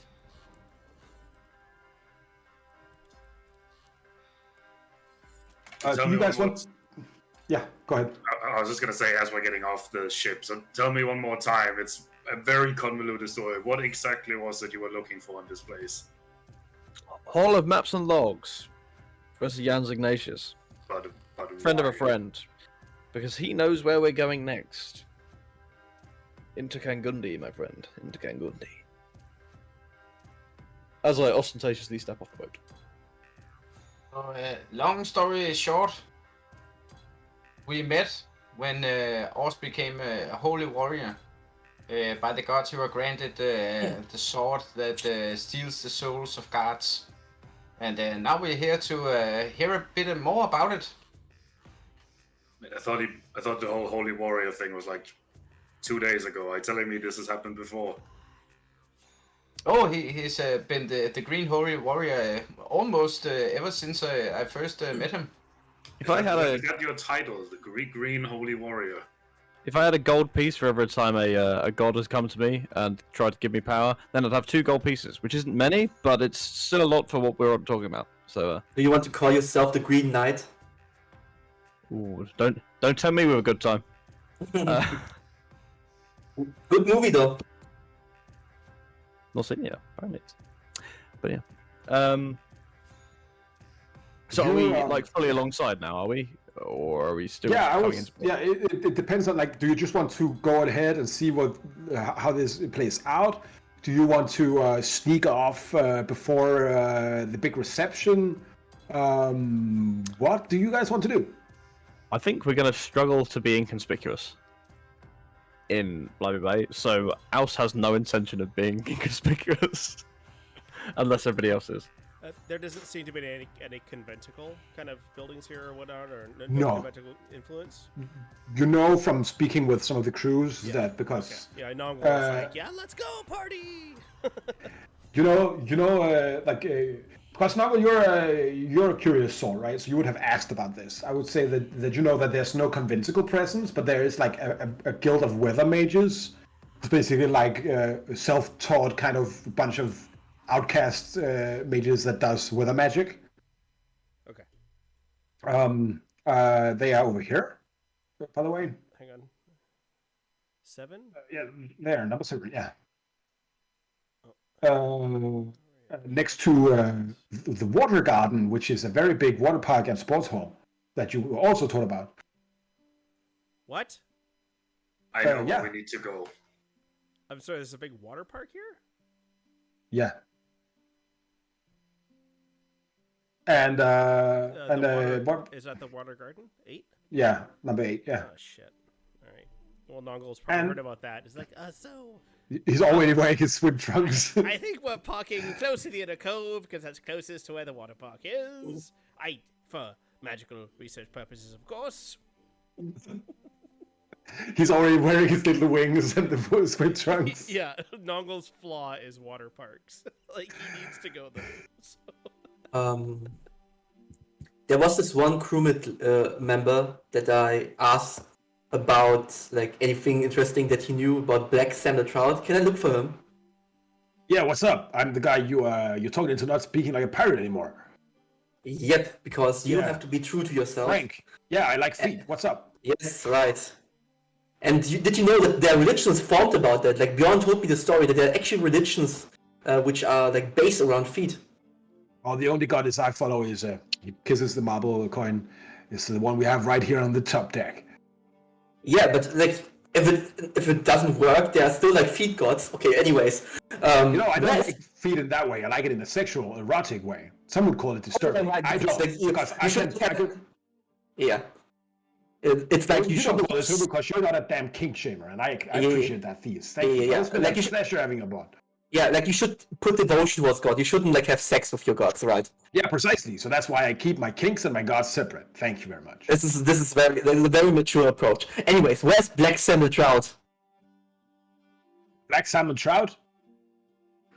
Oh, that, yeah. Remind me what the whole thing was about because I forgot. Like, I actually feel like if there's anything interesting that he knows and something like he said that if I should look for Black Sam the Trout and like give him some rum and told him that Red Sam sent him, and he lives in the waters around Kangundi. This is what you told me. There's something about like he knows about Kangundi or something. Yeah, he knows Like about a Kangundi. talking fish of some kind of. Yes. Yeah, like the talking the trout named Black Sam. And I should give him rum and Oh, yeah. You're talking about the friend of Henry, the red herring, right? Yeah, Henry will have red herring, right? Yeah, he says if you go and talk to him, you'll definitely find out all the secrets. Yeah. Maybe go to Flint's Rest. Okay, good. Thank you. All right, cool. I've written this down on the 11th of March. Like this was Now I 5 months ago. now I also remember what this is all about. 11th of March. I have it here. I have like a notebook. I wrote down 11th of March. It's like 5 months, like almost 6 months ago. I still have it in my notes. It's stupid. I love it. Yeah. Sorry, Scoundrels Rest or Flint's Rest? Flint's Rest. Where's Flint's Rest? Flint's Rest is near the big conch. Yeah, It's to the right. it's Flint's it's Rest. between 4. It's between number 4 and 5 on the map. Here. Oh, I was looking for an actual building, not a cove. Sorry. Ah, I see. You so Ship goes in. People are screaming. Bunch of people who looks like pirate captains are kind of gathered as Flint is like the gangway is kind of being raised down from the flying Arenian. She kind of looks at you, Theus. So, new beginnings with new responsibilities, eh? I don't think responsibilities ever end as long as you're alive. Aye. This place is it's beautiful. I always loved Celestine, but Blimey Bay is the star in my eye in many ways as well. I can't have anything happen to it. I'm not going to let the Leviathan Trade Company get her fangs in it. So, I guess we're doing this. All right.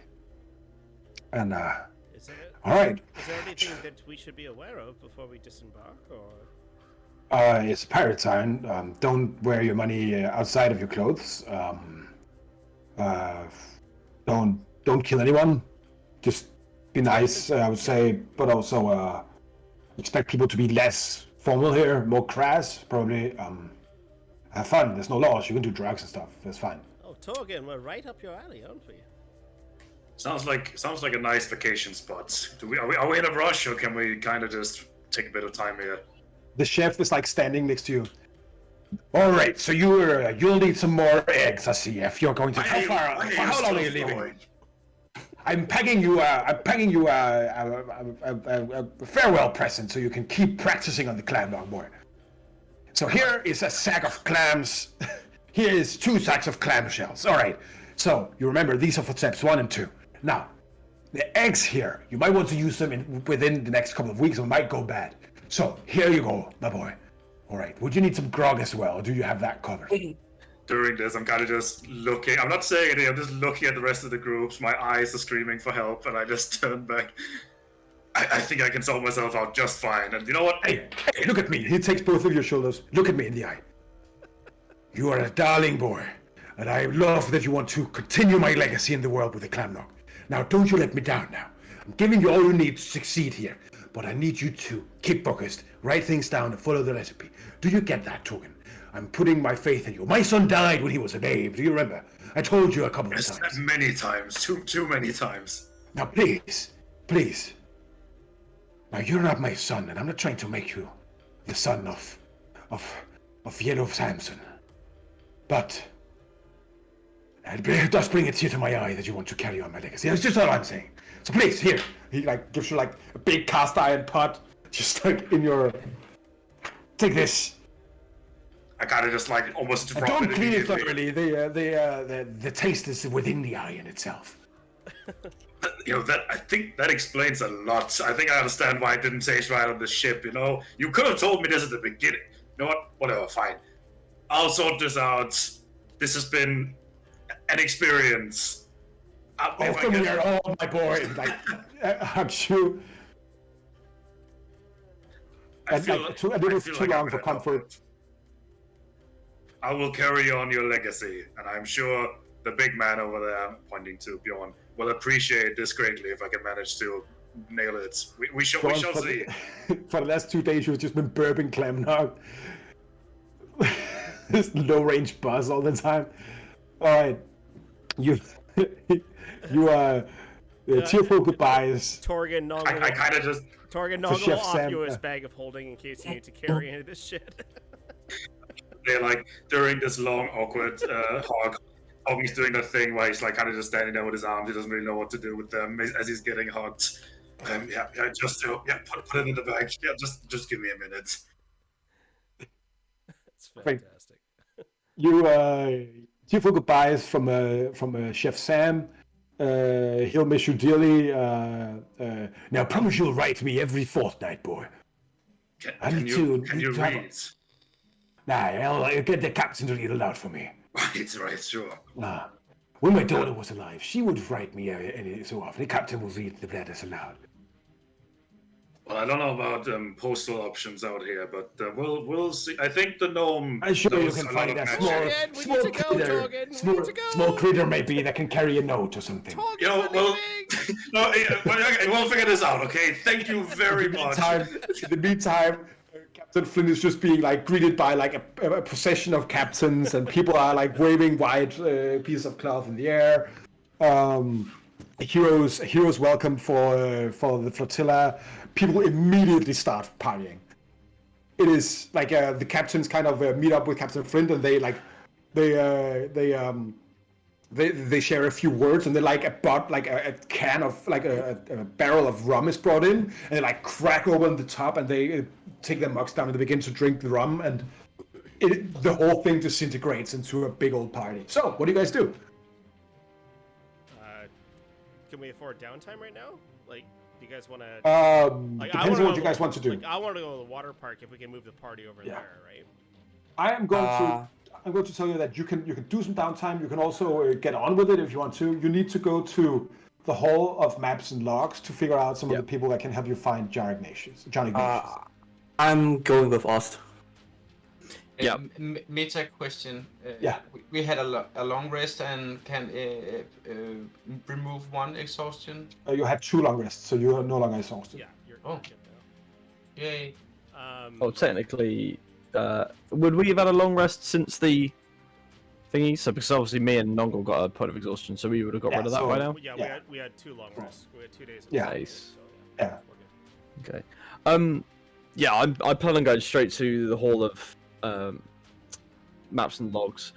Who was it that picked up the Kangundi maps from Hell? That was Torm. I found them and then. But I handed gave off them to you. Bjorn. Or you, or... I gave them to Oust at the end of last Oh, yeah. session. Okay, so I've got them. That's cool. Oh, sorry. Did we do anything with the honeycomb? I thought we were supposed to do something with that with Rick. I think you did identify it, that it could be broken to conjure something, which we assume haven't- is Rick. We haven't done that yet, so we'll see. Okay. It is a one-time use item. I will also say that you would know this from the identification. Okay. But but the identification didn't tell me what happens when we break it. I will cherish this. It summons something, and then that's the last time. It's a panic button, all right? I will cherish this honeycomb. For the last few days, I've been keeping it in this pot. It adds a bit of flavor to the cramnog, but if we need it, we'll figure something out. Using the Eldritch honeycomb to make booze, okay? It gives it a nice honey taste. I feel like it helped a little bit. Eldritch Mead. Just imagine sweet clam chowder. Oh Jesus! Right. Nongol is going to make a wisdom check to see if he can avoid going to the water park.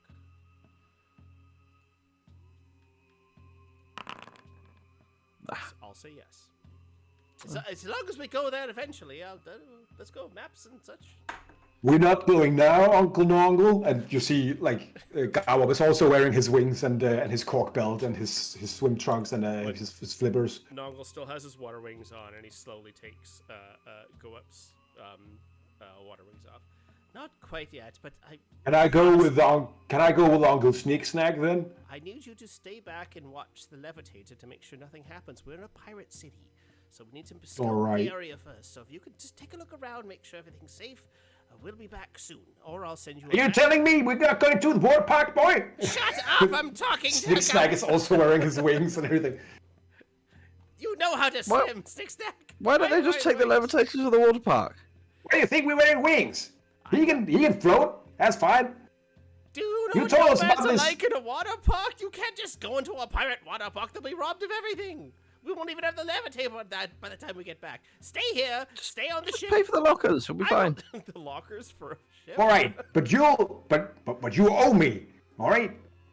Yes, That was that. we're going to go and talk to someone quickly. Well, have fun celebrating right now. We're going to talk to someone quickly. We'll come back and then we'll go to the water park. It's simple. Sure. So when we have to stay and guard the levitator, we'll just get hammered with these pirates. Sounds great. All right, come on, Gawab. Do that. That's perfect. At least the pirates can look after you. Bye. They're going to rob them blind, but I'm sure it's fine. They don't have anything. So. Oh wait, I'll take.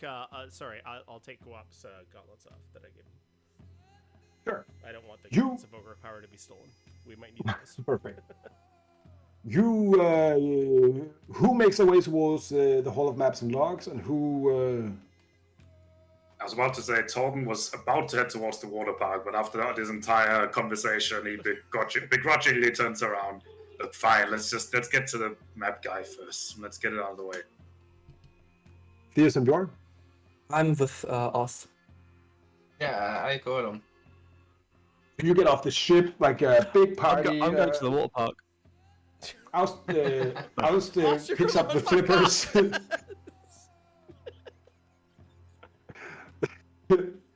No, I'll go there. All about not. Oh. As you get off the ship, and like there's like a big party. It's like almost like a crowded festival. Definitely not acting according to COVID guidelines. People are just crowded together. They're drinking, partying, a bunch of pirate music. You get off like before you get out of the harbor area. 4 different people have tried to sell you watches or like souvenirs or other kinds of very legitimate magic items. Also, as we're walking, Torben is on the lookout for tomatoes and rum. Yeah, definitely. You can find both of them here. Like, so you walk through a couple of like kind of street markets. Some of the booths have closed down as people are partying, but some others are just raking in with cash as they're selling snacks and food and drinks for everybody. You can definitely buy some rum and tomatoes if you want to. Kind of just waving Nongle over. Keep that bag of yours open. I'm gonna stock up for this trip. All right, we're gonna make sure we have plenty to work with. Very well. Nongle will ritually cast Detect Magic as often as he can to see if anyone is peddling magical items. He'll also send Nibbles off to like go and gather stones, like close to us, but he'll gather stones and bring them back to us because that's what he likes to do, especially in cities. Go ahead and give me a luck roll. A luck roll. All right. I have Of a luck. course, X. I have a luck stone. Is that a +1? What is your roll here? 10. 10. Yeah. No magic shops. Oh, the peddlers, just to make sure. Or they're not, peddlers. If they're No. saying, if they're like, it could be something. Yeah. Okay. All right. Cool. No, not a problem. You see, like this is a fantasy town. Some things are magical, right? Now, if there is a shop that I could purchase components at, I really need to stop by there. You should probably go to the Weather Mages Guild to get components. Oh, you know what? I don't have any money. Never mind. I have 5 gold pieces to my name. Never mind. We picked up a buttload of money. We literally took thousands from the Kraken. We have thousands of GP. Can I have some? Can we split money here? I feel I like would love some coin as well. I mean, I know I Where was did there you- for the Kraken, but I Fantastic. helped with the big guy. Where did you put it down? Who wrote it down? that is a great question. I don't do the inventory. Party loot. I do this stream, and I'm also a wizard, so I don't do party loot. Every time I click party loot, I just get a picture of party loot. Where am I looking in the wrong The place? party loot has 3 potions of invisibility, an 8-slot potion chest, and 250 gold pieces. 250? Uh, Oh, am I God, did we not write it supposed- down? Am I supposed to see you should- items when I click on the You party? should loot? all be able to see it now under players. Maybe it's on items. Yeah, I don't know. Well, we should give the party inventory responsibility to one person, right? Yeah. Or at least one person a session, at least. I think one of the small issues was it may have been Evan. There was a chance of the party loot. Oh, so he leaves the stream and takes all of our loot with him? What the fuck, Evan? Let's see what's If you're listening, bro, love ya. Oh wait, where did that? Oh, there we I go. don't think so. But I think you actually are right. Yeah, I'm not sure we actually put down the. It's a party loot thing. All right. We'll before next session, I'll figure this out. Right? Okay. Yeah. But I need. I was down to my last summoning of Nibbles, so I need more incense. I think Sure. that's all I need. Yeah, I could definitely get some incense here. Okay. Also, how much gold should I mark down if I want to buy, say, 2 weeks of supplies to make it Glennock? What? Really? 3 gold, maybe 2 gold. I don't know. 2 gold. Sure. It's gold pieces. Like it's a bunch of money. You are rich. I still do have some gold on me. How much gold do we actually have? That's what we're not. That's what we're not sure about at the According is moment. 250, but let's just mark off this session what we spend, Yeah. and then we'll find out Yeah. next session what we have. I Like, would like I also to spend looking through 10,000 Discord. gold pieces. No, it's just like I'm looking through Discord and I don't find like anything gold related. Yeah, It's on the items. It's in the inventory. In the bottom, it says 250 gold pieces. yeah. Oh yeah, I have a row of use of thing, net plus 1,000 gold worth of magic side, silver lockbook worth Where is that? 250. The scroll, there's some scrolls. Like I'm just looking through Where like is this? Party loot. No, if we not scroll that. up to the 17th of June, there's something, but after that, on Discord, not on the. yeah, Discord. But on 17th of June would have been the fight, am I right? Because it was Yeah. the same time as the scroll of disintegrate and things like that, right? Yeah, but otherwise there's no gold. I imagine we Yeah, found some gold with Kraken, but I there's have nothing the in scroll the Discord. disintegrate, dominate monster, and mind blade, but we haven't written down any gold yet. So. Yeah, I think Let's see. How much gold do you get? How about we just how about we take the gold next time and we can just say we shopped next session, so we're not like Yeah. bogging down the actual Yeah. play. Yeah, Okay. I will figure that out. If you want to buy something, I will say assume you have money for most things. Yeah, if during this That is- session I run out of fine familiar components, I'll just assume that I bought another one. Until then, we don't need anything Yeah. else for this session. So, yeah. Yeah. The only thing else I'd want to buy is spelling, but I don't have time to use it. So let's go. You're making your way through Flint's Landing. A bunch of people partying here. Boatswain's Run is a big market district. There's a forge and carpentry. You can get all kinds of things here. Shops of varying kind of things. You also see like kind of adventuring pawn shops, it would seem, where there's some adventure goods, some magic items in there.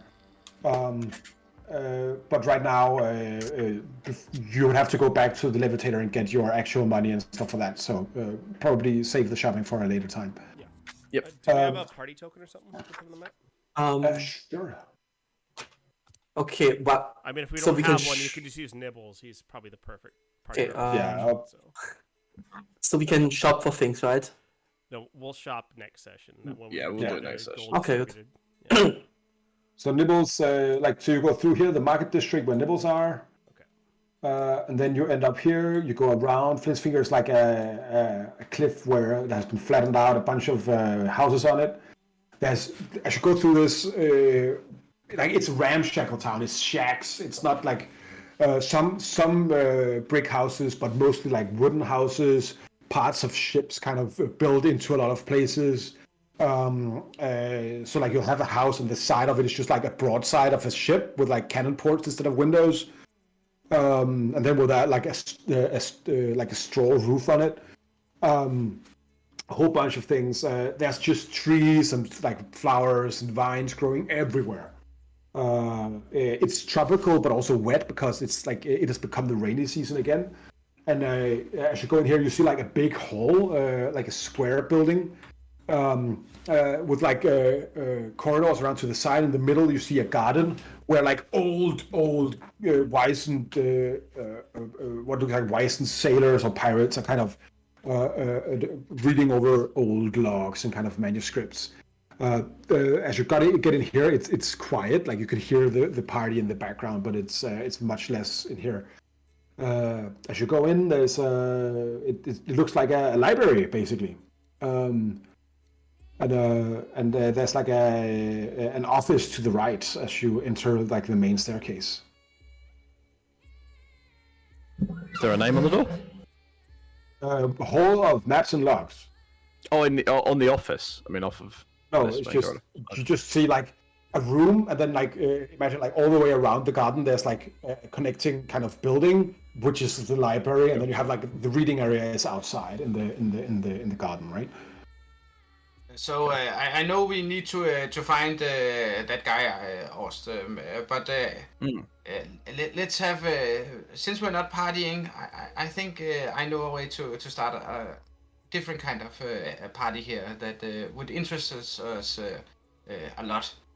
GM, I would like to single out the oldest and most piratey person who is sitting and reading? In a chair behind the reception desk, you see like an old, frail man. He has like long hair, like an eye patch, a tricorner hat on it with like a skulls and crossbone. He's like reading a book, and with his hooked hand, he's kind of turning a page as he's drinking a bottle of rum with the cork clearly spit out on the floor next to him. I gesture to the party to like follow me, and then I walk up to the guy. So, you have heard this tale 1,000 times before. Young men seek adventures into the jungle of Kangundi to try to find the secret treasure. Please, wise old man, tell us, what is it so many hopeful young adventurers had died for? And what is the clues? A pirate treasure? There must be one. He looks up at you, like completely sullen, kind of cheekbones, very thin. Well, if it is the adventure, sir. A lot of young people come here, they're coming to seek out famous fortune. You're not the first to come here and seek this knowledge from me, young man. But let me tell you so, many find their death in the fabled jungle of Van. So, do you have the chops to actually get it done inside and dig out the lost treasure of the caster herself? We hope so. So many before us. And I tell you, we'll be the last ever come to seek your knowledge. Give it to So Bjorn to please speak tell us the clues so we can go forth in our quest. Well, his own legend, see? It's also right here. For only 2 gold pieces. And like you see like a bunch of maps wrapped up in like a bin. And he takes it out. It's like a copy of a treasure map. Here you go, man. 2 gold pieces for the map. I give him 2 gold pieces. But then I like put my hand on the map. And then I take my face close to his. But I know the real map is that not for sale. Please, don't take us for a fool. Go give me a persuasion roll with advantage. Incredible. Or barbarians great at these. Yes. You can inspire if you want to with this.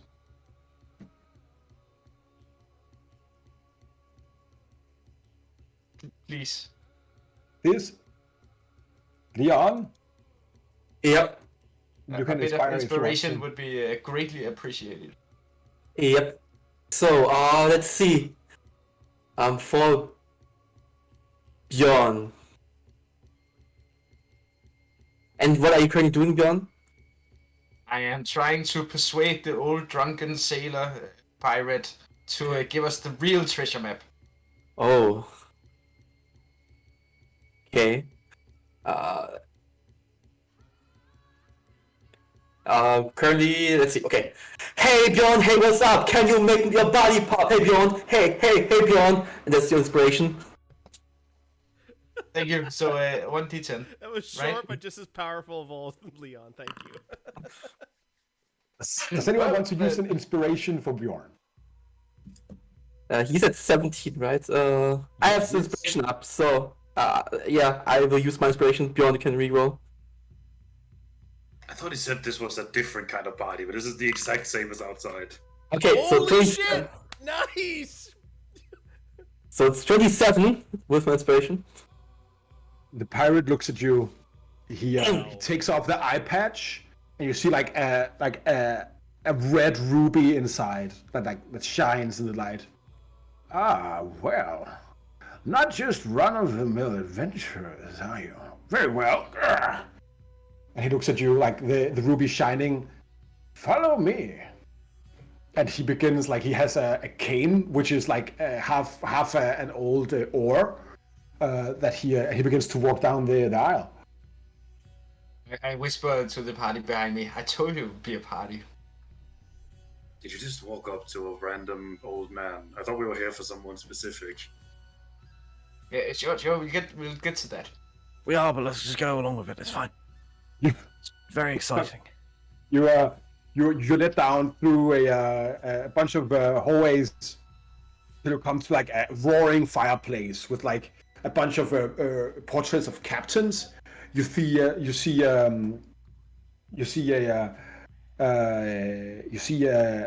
beautiful picture of a ship with like a party of adventurers on. The lion's roar is painted up upon its side, and you see like there's like chandeliers holding torches, and he goes over and he says, "Now, don't mind the fire," as he like pulls one of them down, and you could just hear it's like a portal opens behind the fireplace, like he leads you down like wood, like a stone carved kind of steps into an old dusty cave, and inside that old dusty cave you see like a haphazard kind of scaffolding built on the sides. In the middle there's like a table with a cup on it, and there's like a drip of water going down every so often. And there on one of the sides, take out a dusty old map. Well, and he puts it out. Now this, I guess, is what you're looking for. Exactly. Just exactly. I lift Nuncle up so he can take a glance at it. Whee! Now you're looking at a map. You're looking at a map that it shows the Kangundi. I'll go to the map here. Oh no, the wrong one. That's our unicorn map. it shows like a big jungle in this crescent here. That is usually the Kangundi, but the jungle like continues down around this area here in Old Skyrath. You see icons of floating cities here. In this area, over here. So the jungle kind of continuing to this area.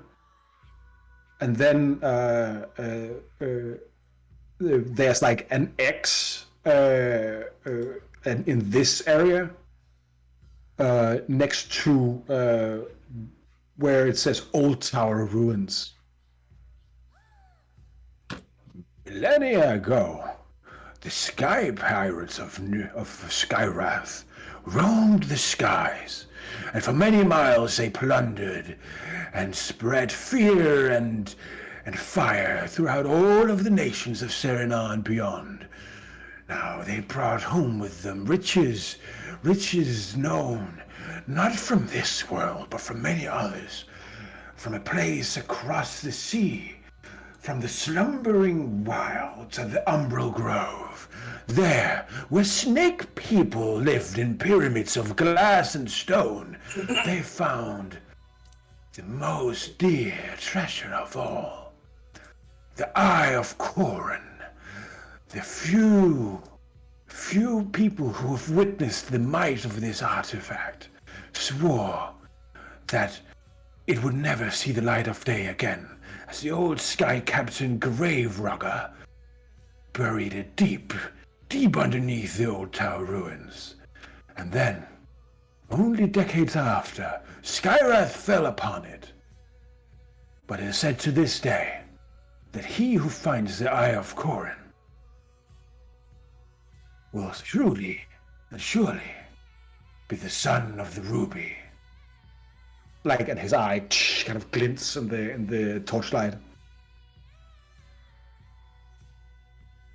But now, all there is at the old Skyrath is an irradiated and magically corrupted field of death and ash. And if you truly are pirates yourselves, with adventure in your bones, you will bring her back to us, the Eye of Corin, and with her, the fires of across the worlds. We will give Blimey Bay the old pirate technology of flying ships as a bargain for this information. Oh, well. A spirit of adventure inside of you, eh, boy? Well, what is your name? Oh, I am Björn, White Bear of the North. The brother of Red Cheek, eh? You have come far away from home. He rolls up the map. Now, who of you are the brains of this operation?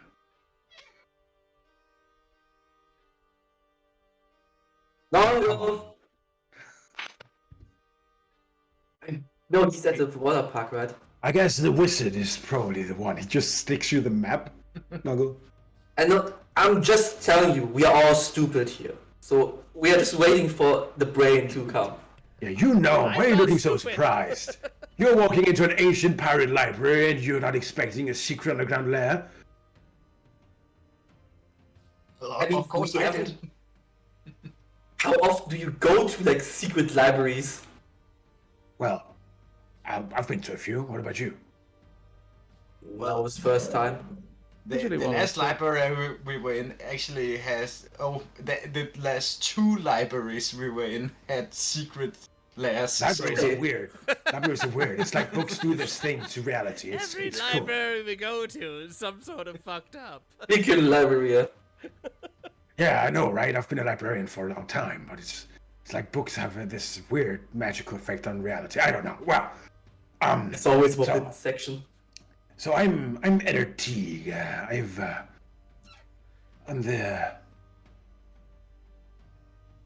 I'm the caretaker of this here hall of maps and logs. Now you have one of our most precious treasures, the map to the Eye of Corin. So tell me, what have brought you here?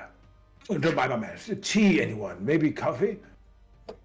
No, Rum? I have rum somewhere. We seek a certain someone All right, who well, has then, a lot of knowledge. But Please, I have- do also have- seek rum. Rum would be nice. yes, quite. Well, help yourself. And like a dusty corner of old bottles I like in the corner. What about you? You have seats, like a bunch of stools with a bunch of dust on it. We're looking for Professor Ignatius. Well, he went through here a couple of months ago. What brings you to go trying to find him? We're looking for something in the jungle. Or somewhere in the jungle. Somewhere old. Hey, Very old. well, if old is what you want, Kangundi is where you want to go, that's for sure. Thought so too. Ancient secrets lie underneath the jungle floor. Long roads of iron, wood, and stone can be found underneath the roots of tree and plant. And in the end of them, large halls of marble and gold, and pyramids of steps, hundreds tall, reaching towards the heavens, and on top of them, great temples to gods of old, and metal doorways locked forever to keep within them the secrets of eternity. And now that is where you will find John Ignatius in the most ancient of these temple cities of Kangundi, Herakatol. At the end well. of the old Kangundi Road, you can actually follow it just outside from here. If you're ever unsure, look for the rails underneath the plants and roots. You can hear the right way to go. And we'll find him there. Aye. When did You he will. leave? When I live here. No, when did he leave? Ah, yes, a couple of months ago. Didn't see him. Probably dead now. Do you It's a know why jungle. he left? Some kind of research. He was kicked out of the Imperium scholarship, wasn't he? I drank a cup of tea with him. Sold him a novelty treasure map. It seems like he had some kind of lead on something gold. He didn't have many companions with him. He had a dwarf. And a human with him, actually. Big burly folk should be able to keep most people alive, but Something about them wanting to speak with the natives about safe passage. Interesting. Well, there's only one way for us to find out. Let's bloody well follow it. You didn't want any tea or coffee, perhaps? Oh, No, sorry. I- Yes. Do you know what? I'll just have the rum. How well do you know Sure. this man that you speak of? Professor Ignatius, disgraced academic of ancient cultures and religion of the Chthonian Imperium. Yes. Again, how well did you know him?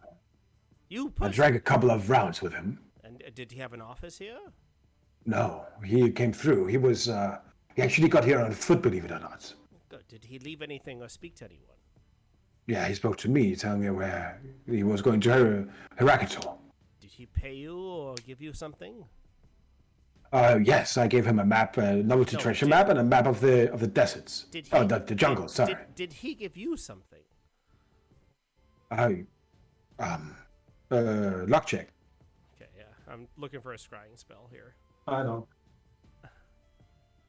11 again. Wow, I'm very consistent. So 10 plus the luck stone.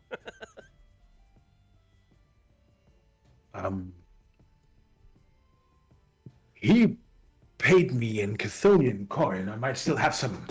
Let me go have a look. Maybe were you like? Meanwhile, you just been like putting over water and kind of putting some dried plants into some cups. You do you take yours with or without sugar, must know. Nomad, thank you. Oh, my apologies. Sugar, 8 spoonfuls, please.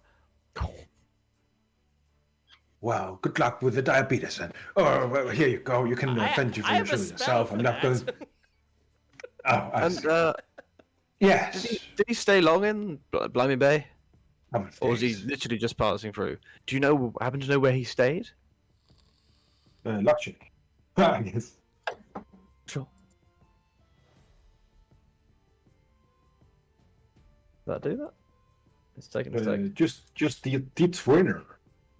Yeah, I pressed it, so I just want to check whether it's going to come through or not. Hasn't popped up yet. Okay, 18. Nice. I think he slept at the old Carnivale farm. Old farmer Carnivale. Reminds me a bit of you, actually. He looks down at you, Noggle. Sorry, could you say that again? Old farmer Carnivale. He slept in that barn, I remember. Old farmer Carnivale reminds me a bit of you, actually, Master Nomad. Well, like a nomad, or is it one of those forest gnomes? I know they're. Well, he's a farmer, but he don't talk much. He usually, actually, he doesn't have many guests. Surprises me that people sleep in his barn. Actually, well, keep to himself. Drinks the stuff with the 3 X's on it. Oh, don't we all? Winks at Bjorn. And his farm is on the edge, on the outskirts of town. Is that correct? This, do you have another gold piece? I'll provide you with a novelty tourist map of the city. Sure. Make He it gives two, you make it 2 he gold gives- pieces. I'll give him a gold piece too. He gives you this map. Yeah, you see, number 5 right there. He hates that we put his name on it. It's a great practical joke. So over there. Carnivale, is that the gnome's family name? Yeah, if that's the if yeah, sounds like it. Do I know Carnivale? No. Yeah, it's not. That's Nongo will look up very surprised to the rest of the party. It's not one of my blood relatives. It's very rare that you'll find a gnome that's not related to another gnome. So, That's good. well, he seems to be some sort of outcast, so perhaps we should approach with caution. Yeah, keep away from his hogs. They are mighty brutal, some would say. All the children anchor deep. The parents tell them, if you do not behave, if you do not push and trip over your friends like a real pirate, then we'll send you to learn real pirate manners at Old Man Carnivale's And then, with the fear draining the blood from their faces, they all do as they're told. Such is the legend of Farmer Conneville. Or actually, he's just that asshole, but you know.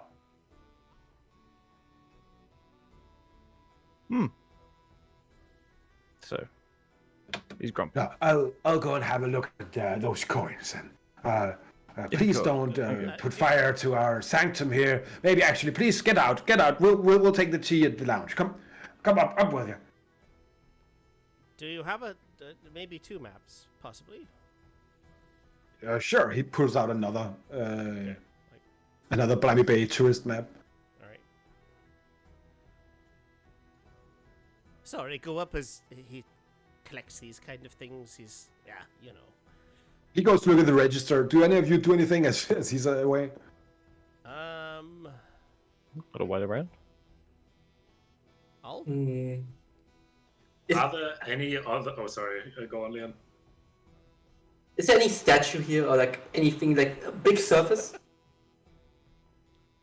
Down in the sanctum. There's a load of portraits of captains on the wall. Yeah, but down in the cave, there's like the floor is pretty bare. I'll say. Are there portraits? Not down there. There's like, imagine the cave, and the whole cave wall is just basically just like a ramshackle kind of bookcase. Okay. With all sorts of When we go up, like while he's away, can I just go up like look for some? While everyone's like waiting. There's a big painting with a bunch of adventure pirates on a ship called the Lion's Roar. Okay. Nobody's currently looking, right? Yes, your friends are looking. Well, I'm looking for something else, but yeah. Okay, I will slowly stealth away. Careful. Leon's, Careful and quick, feels bro. Careful and quick. What do the rest of you do as you wait? And I will wait. I just want to check stealth. Wait a second. I will use luck. I have advantage because of Elven boots for 27. All right. Nobody notices. Whilst he's looking for the things, I'm assuming there's going to be like a map drafting table nearby if we're in a big map place. So I'll unfurl the map of Kangundi that we've got from Hell, Sure. just to see whether it's like, just to see whether it lines up with what he says about the old Kangundi road and things like that, and just see whether there are any other points of interest that we might not know of previously along that route. Good call. I will say, and I'm going to draw some for you here. I'm going to draw Gundy Road is here, and here, and here. Okay. All the way from there, right? So that's the old King Gundy Road, is what he's saying, and that continues on up to this area here, right? Oh, so it does go to the Skywrath. Yeah. Okay. Yeah. So basically, what you see from that map is that back in the day, the jungle would kind of continue all over through this area here, into the old Skywrath, which was like the land of wizard flying islands, all kinds of stupid magic shit, right? Bad shit. Yeah.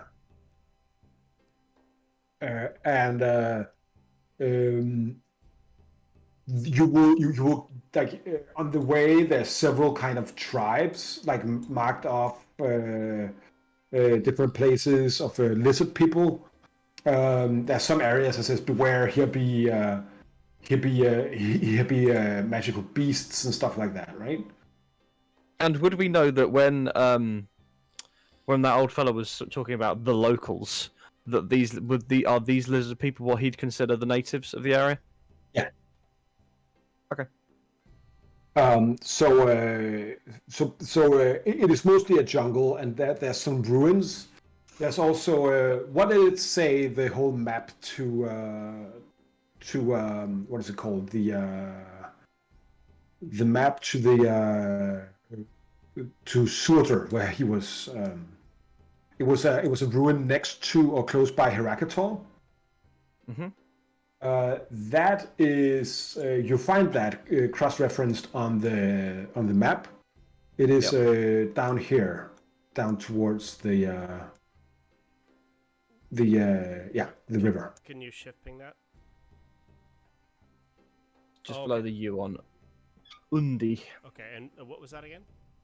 That was that is where the map you found in the library of Hell Okay.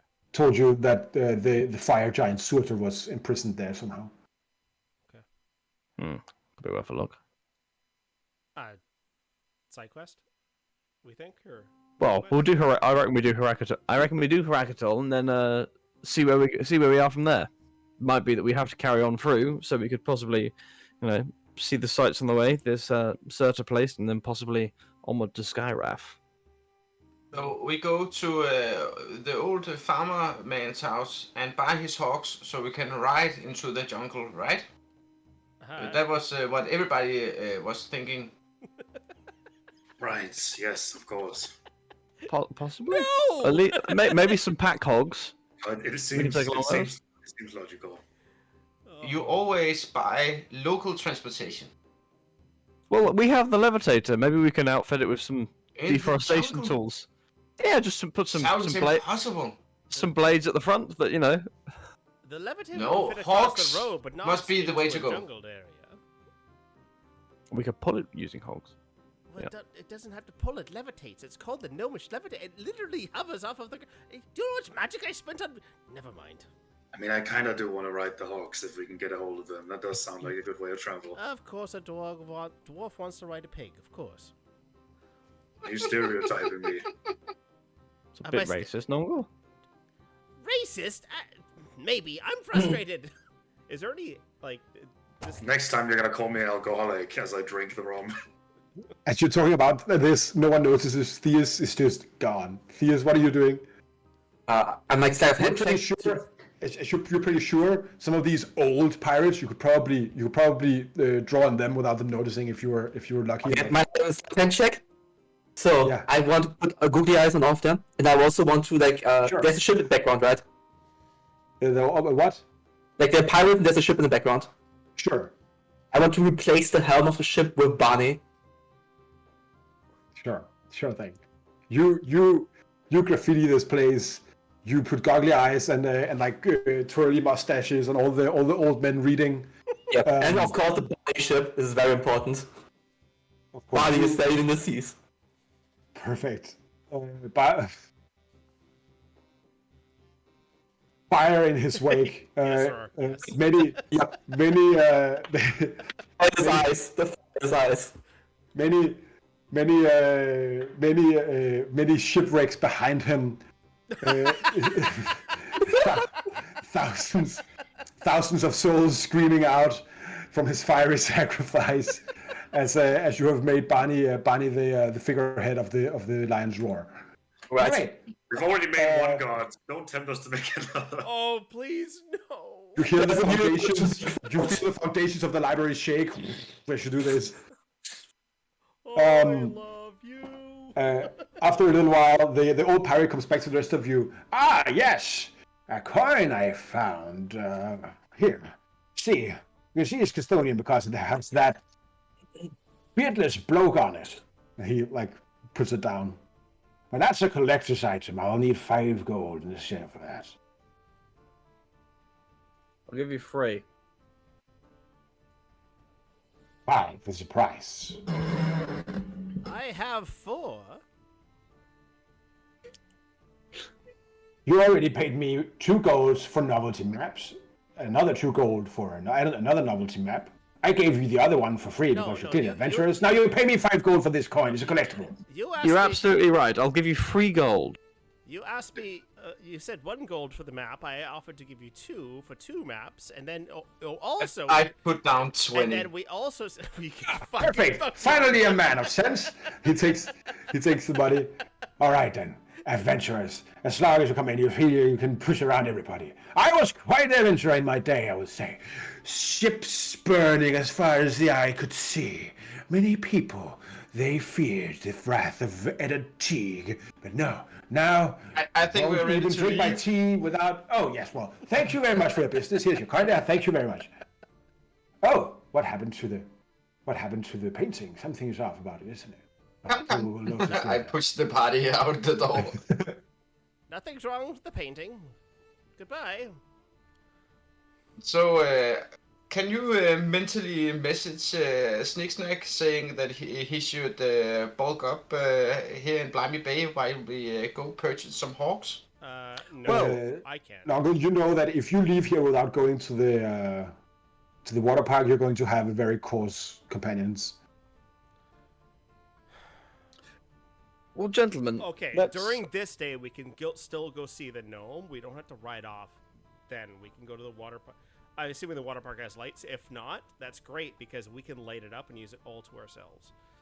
So, Shall we give ourselves a day or so in the city? You know, and kind of get what we need. Make sure we're properly provisioned for a trek through the jungle. I don't particularly.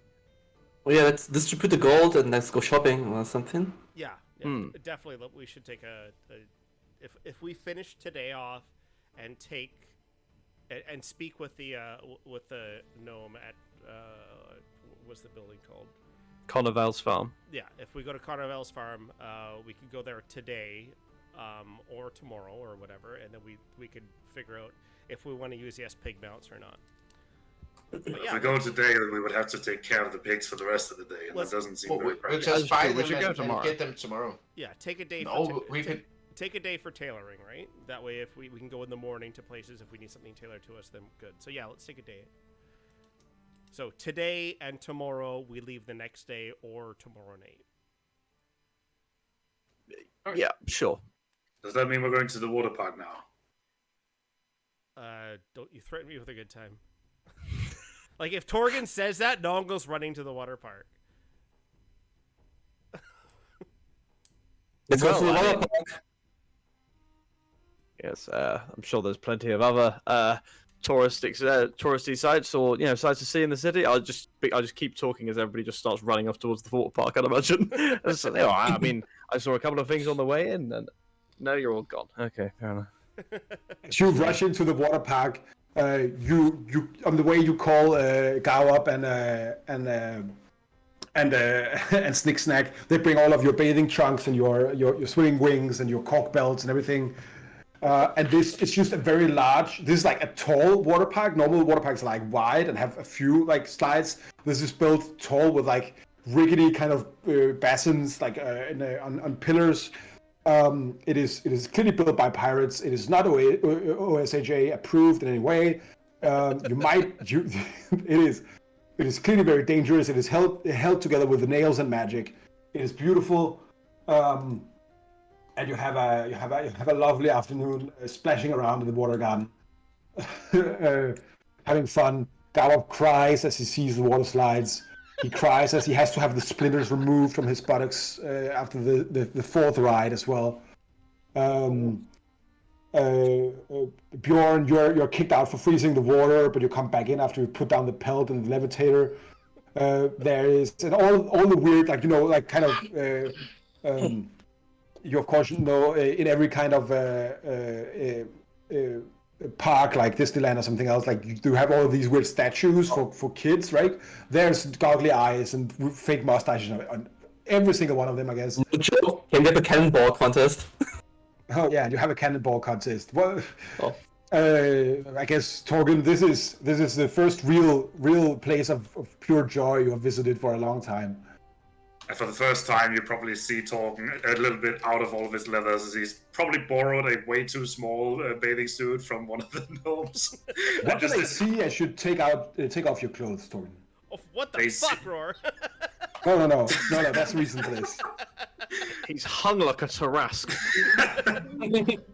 They see a extremely pale dwarf with a very raggedy long beard, and more importantly, or rather more noticeably, they see a very long and very complicated dark tattoo running down the length of his right arm with these maze-like patterns that all ends with a big black eye at the top of his shoulder, and otherwise just looks surprisingly calm for the first time since you've actually seen him in hell, as he's just probably spending a good time in the water park.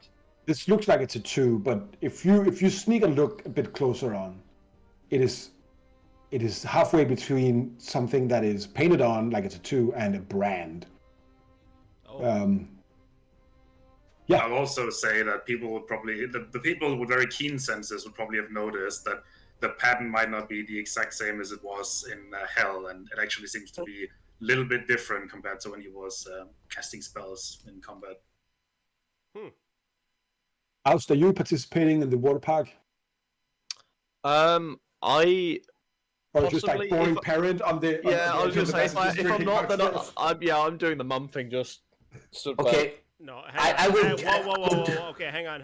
If you're gonna, Although you're if gonna- I am, if then you're- I've got one of those full Victorian one pieces on. If you're doing the mum, thing, I need you to make a wisdom save, Austin.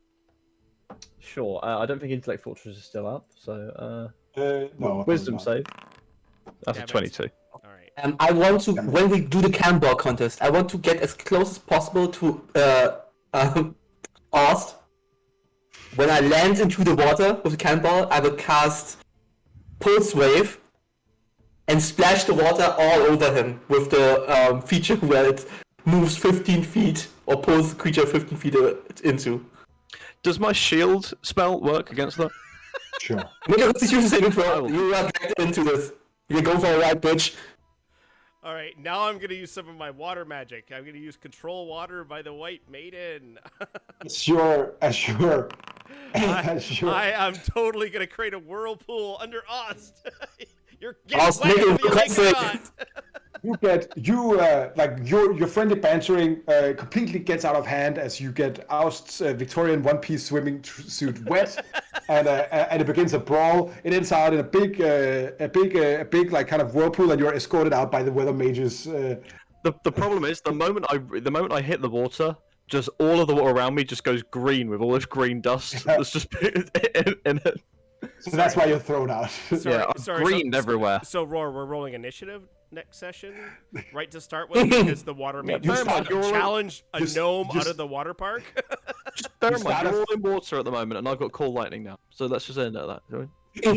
You start a fight with the lifeguards, and after some enchantment spells, you convince them to keep it. It's the ruckus of the day. You're having Get great TP fun. We get TPK'd. You know. Yeah, you get Twice in life, guys.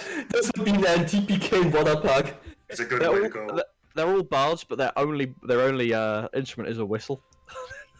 I don't know what to call this session. I was gonna call it Celestine the White Maiden, but now I should call it Water Park Madness. Like, I don't know. Like, Call it You white can water, surely. You're gonna call the first half White Awakening's Maiden's White white water. Maiden, and the second one you can call Water Park Madness.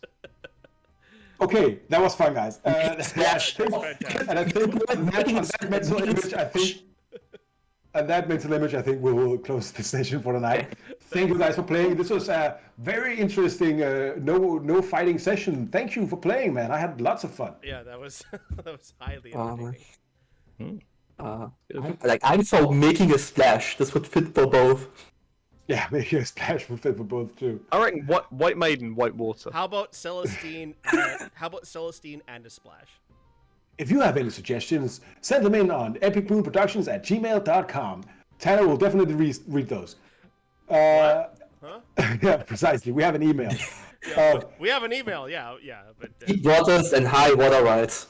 As we descend into post-game bantering, I just want to thank everyone for watching. It has been a pleasure playing in front of you and with you tonight. Thank you all for playing Ding Dongs. It's been great. Thank you for some great role playing this session. I had a bunch of fun. Thank you as always to Incarnate, which is the tool I use to this map for CPQ for other maps, and all the artists for the music and the pictures you can see down in the About section. It's been great, and of course, last but not least, thank you for our RT guy Nick at twitch.tv/YouKnowGaming. He streams many times of the week, I'm told. Tanner has the times, I think. Will you quickly rattle them off? we have Saturday evenings PST around 8 p.m. We have Tuesdays around 8 p.m. and sometimes on Thursdays. And then just if you follow his channel, he has everything updated and you'll get notifications. So just like if you also click on that little link for us as well, you can get our notifications when we're starting up. So normally we have 2 weeks between sessions, but next session is already on next Thursday because I'm going on a course. Woo! So you don't have to wait, but you have to wait twice as long for the next one. So that's how it is. Thank you for watching. Thank you for playing Ding Dongs, and goodbye for tonight. Goodbye, ding dongs.